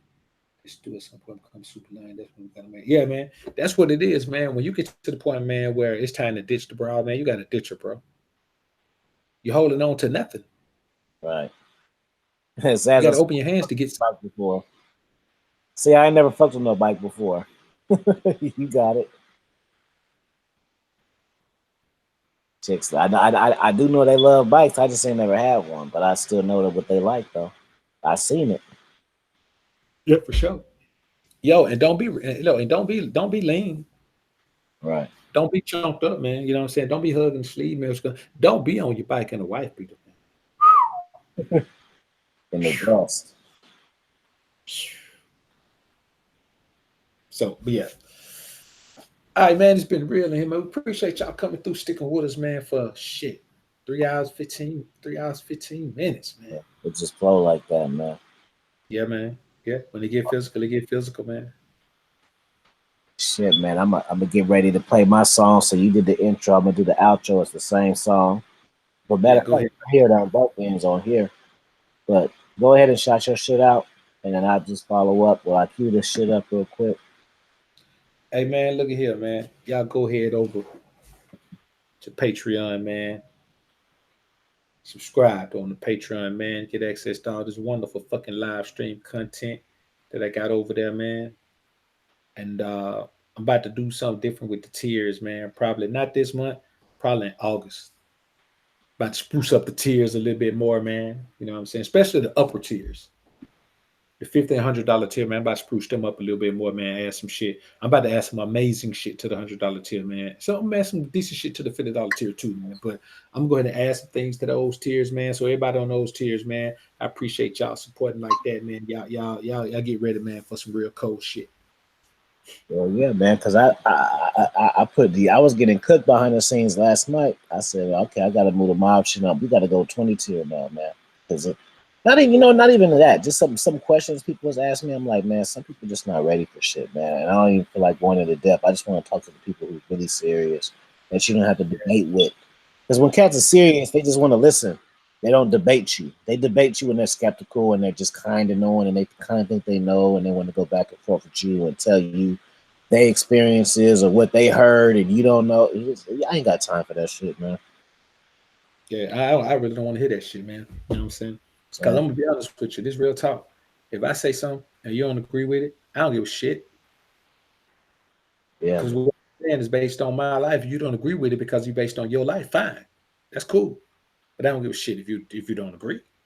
Because we speak our own realities on our own path platforms, assholes. That's why. So it's these are when you see Book of Alpharonomy, that's his reality. When you see Alpha Kingdom, that's my reality. So when you come into our reality, you're gonna listen to our shit. And that's it. You feel me? Follow me on Instagram, Dominance Mindset and Raw Game. Follow my YouTube channel, AFI Kingdom. And follow the Patreon for exclusive drops daily. AFI Kingdom. And we out with the mob. Not that one. Follow me on IG too, niggas. Book of Alpha _ running me.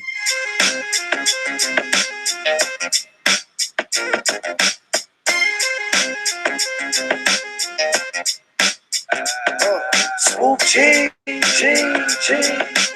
You can't stop me, baby. Mob shit. You can't stop us, baby. Swoop G. You can't stop me, baby. Mob shit. You can't stop us, baby. I put that on the mob. Here comes the warrior. Beat vanilla, yelling out the window when I'm melling. What you selling? I need some sacks and ready to get kissed. Just a faint. If niggas is acting, wake up, snatch your sacks and creep. Step back and relax, the ego back to slacks so sweet and sweet. You picture my faulty take, fill it up with drink and clear the splash. Take it this way, don't so we can take your track just like low. My flow, you deep in your tone, fucking up your bones and the bad they say so. The leave for dangles that they get strangled. I put that on the mob in my mama niggas are like, trying to mug a nigga. Trying to put like slugs on the nigga, but I'm letting the nigga have it. Catch this silly rabbit. What the fuck? Ooh, God, what the fuck? You got shot. I keep my gun on safety, cause niggas hate me. Got the mentality if they can't penetrate me or fade me. Got shot 2 times, bullets raise me. Label me a mental knucklehead, bitch, I'm crazy. The mob plays speeds like Scarface OPs, rolling Lexos and Benzos, sitting on blow. Put that on the mob, slap on the pussy, I rob pussies. And after I fuck, I consider the clitoris my pussy. So do the new bitch, I figure that knucklehead and Drew switch. What you speaking on, nigga? You bitch, it's new shit, data, blunt walk. Hence, crime, and do the drunk talk. I be the wall behind the heater. Call me a leader. Making niggas go old school like dance. Me and him, number 2, them ain't no thing. Dick on hang, slang more pussy than sunset, so one set can't hang. Bang, bang, love me to give me Skrilla. Hug me to give me lovely mob love. Kill that killer. Who ride, nigga? We drop, nigga. You getting robbed, nigga. I put that on the mob, nigga. We mob, nigga. Who ride, nigga? We drop, nigga. I put that on the mob, nigga. Bottle drunken, exo swallow punkin, head getting lit, spitting, I'm hitting blunts in the shift, sitting on dub nipples. My nigga numb SS, me mug niggas, ex-drug killer niggas who love hip. That be the lictor, smoke a lot, that be the twister like the movie. Sock it to me like Ruby, Rainbow or human tornado, nigga, I'm Ruby. Fight niggas with the Hong Kong fooey, plus like niggas that with the oozy. I put that on the paraphernalia, I'ma keep the cristalli in my belly. I touch more bread than jelly, one snap like Bonzarelli, make a bitch sell me. Pussy until it gets smelly, then I'm fixing my so tight. Make you do the right thing like Spike Lee, spicy. Niggas who acting and taking the M.O.B. lightly. It might be another case of name losses. Cause gang calls for the nigga that steal my butter, I'm assure you off. He called, I opened them lungs like Tommy T. Mess. Fuck with her, 4 heads with a punch fist. This mess, off the face of the planet, sank like Titanic. Boy, don't panic, I'm just a sick of schizophrenic. Fucking bitches thicker than jet. Open game, I ran it, never leave it empty handed. And the haters can't stand it, but can't stop it either. Behind a 9mm, I put that on the mob, you'll be left on the machine. You wanna get they tests on? You better have they vests on. Packing a clip on the Teflon, look at you niggas stepped on. Fucked around and got crept on, slipping in this thing. Come back about 3 times, I had to do my thing. My shit with the pistol grip, 30 off to slip on his till it gets stuck on your door with $150 kick and slapping that ass just like a bitch. Fuck with them niggas, don't you best believe you're fucking with soldiers that I chop that ass up. Rolling in a cut like A1 Yoda, AG motherfucking knee. Dirty with a Glock and a 3PG. Niggas better hope like Bob that they don't get robbed. Fucking with the mob, nigga. Fuck all you niggas who ain't with this mob shit. You with us or against us? You with us or against us, nigga. Success is the best of friends. Good night, y'all. You getting robbed, nigga. I put that on the mob.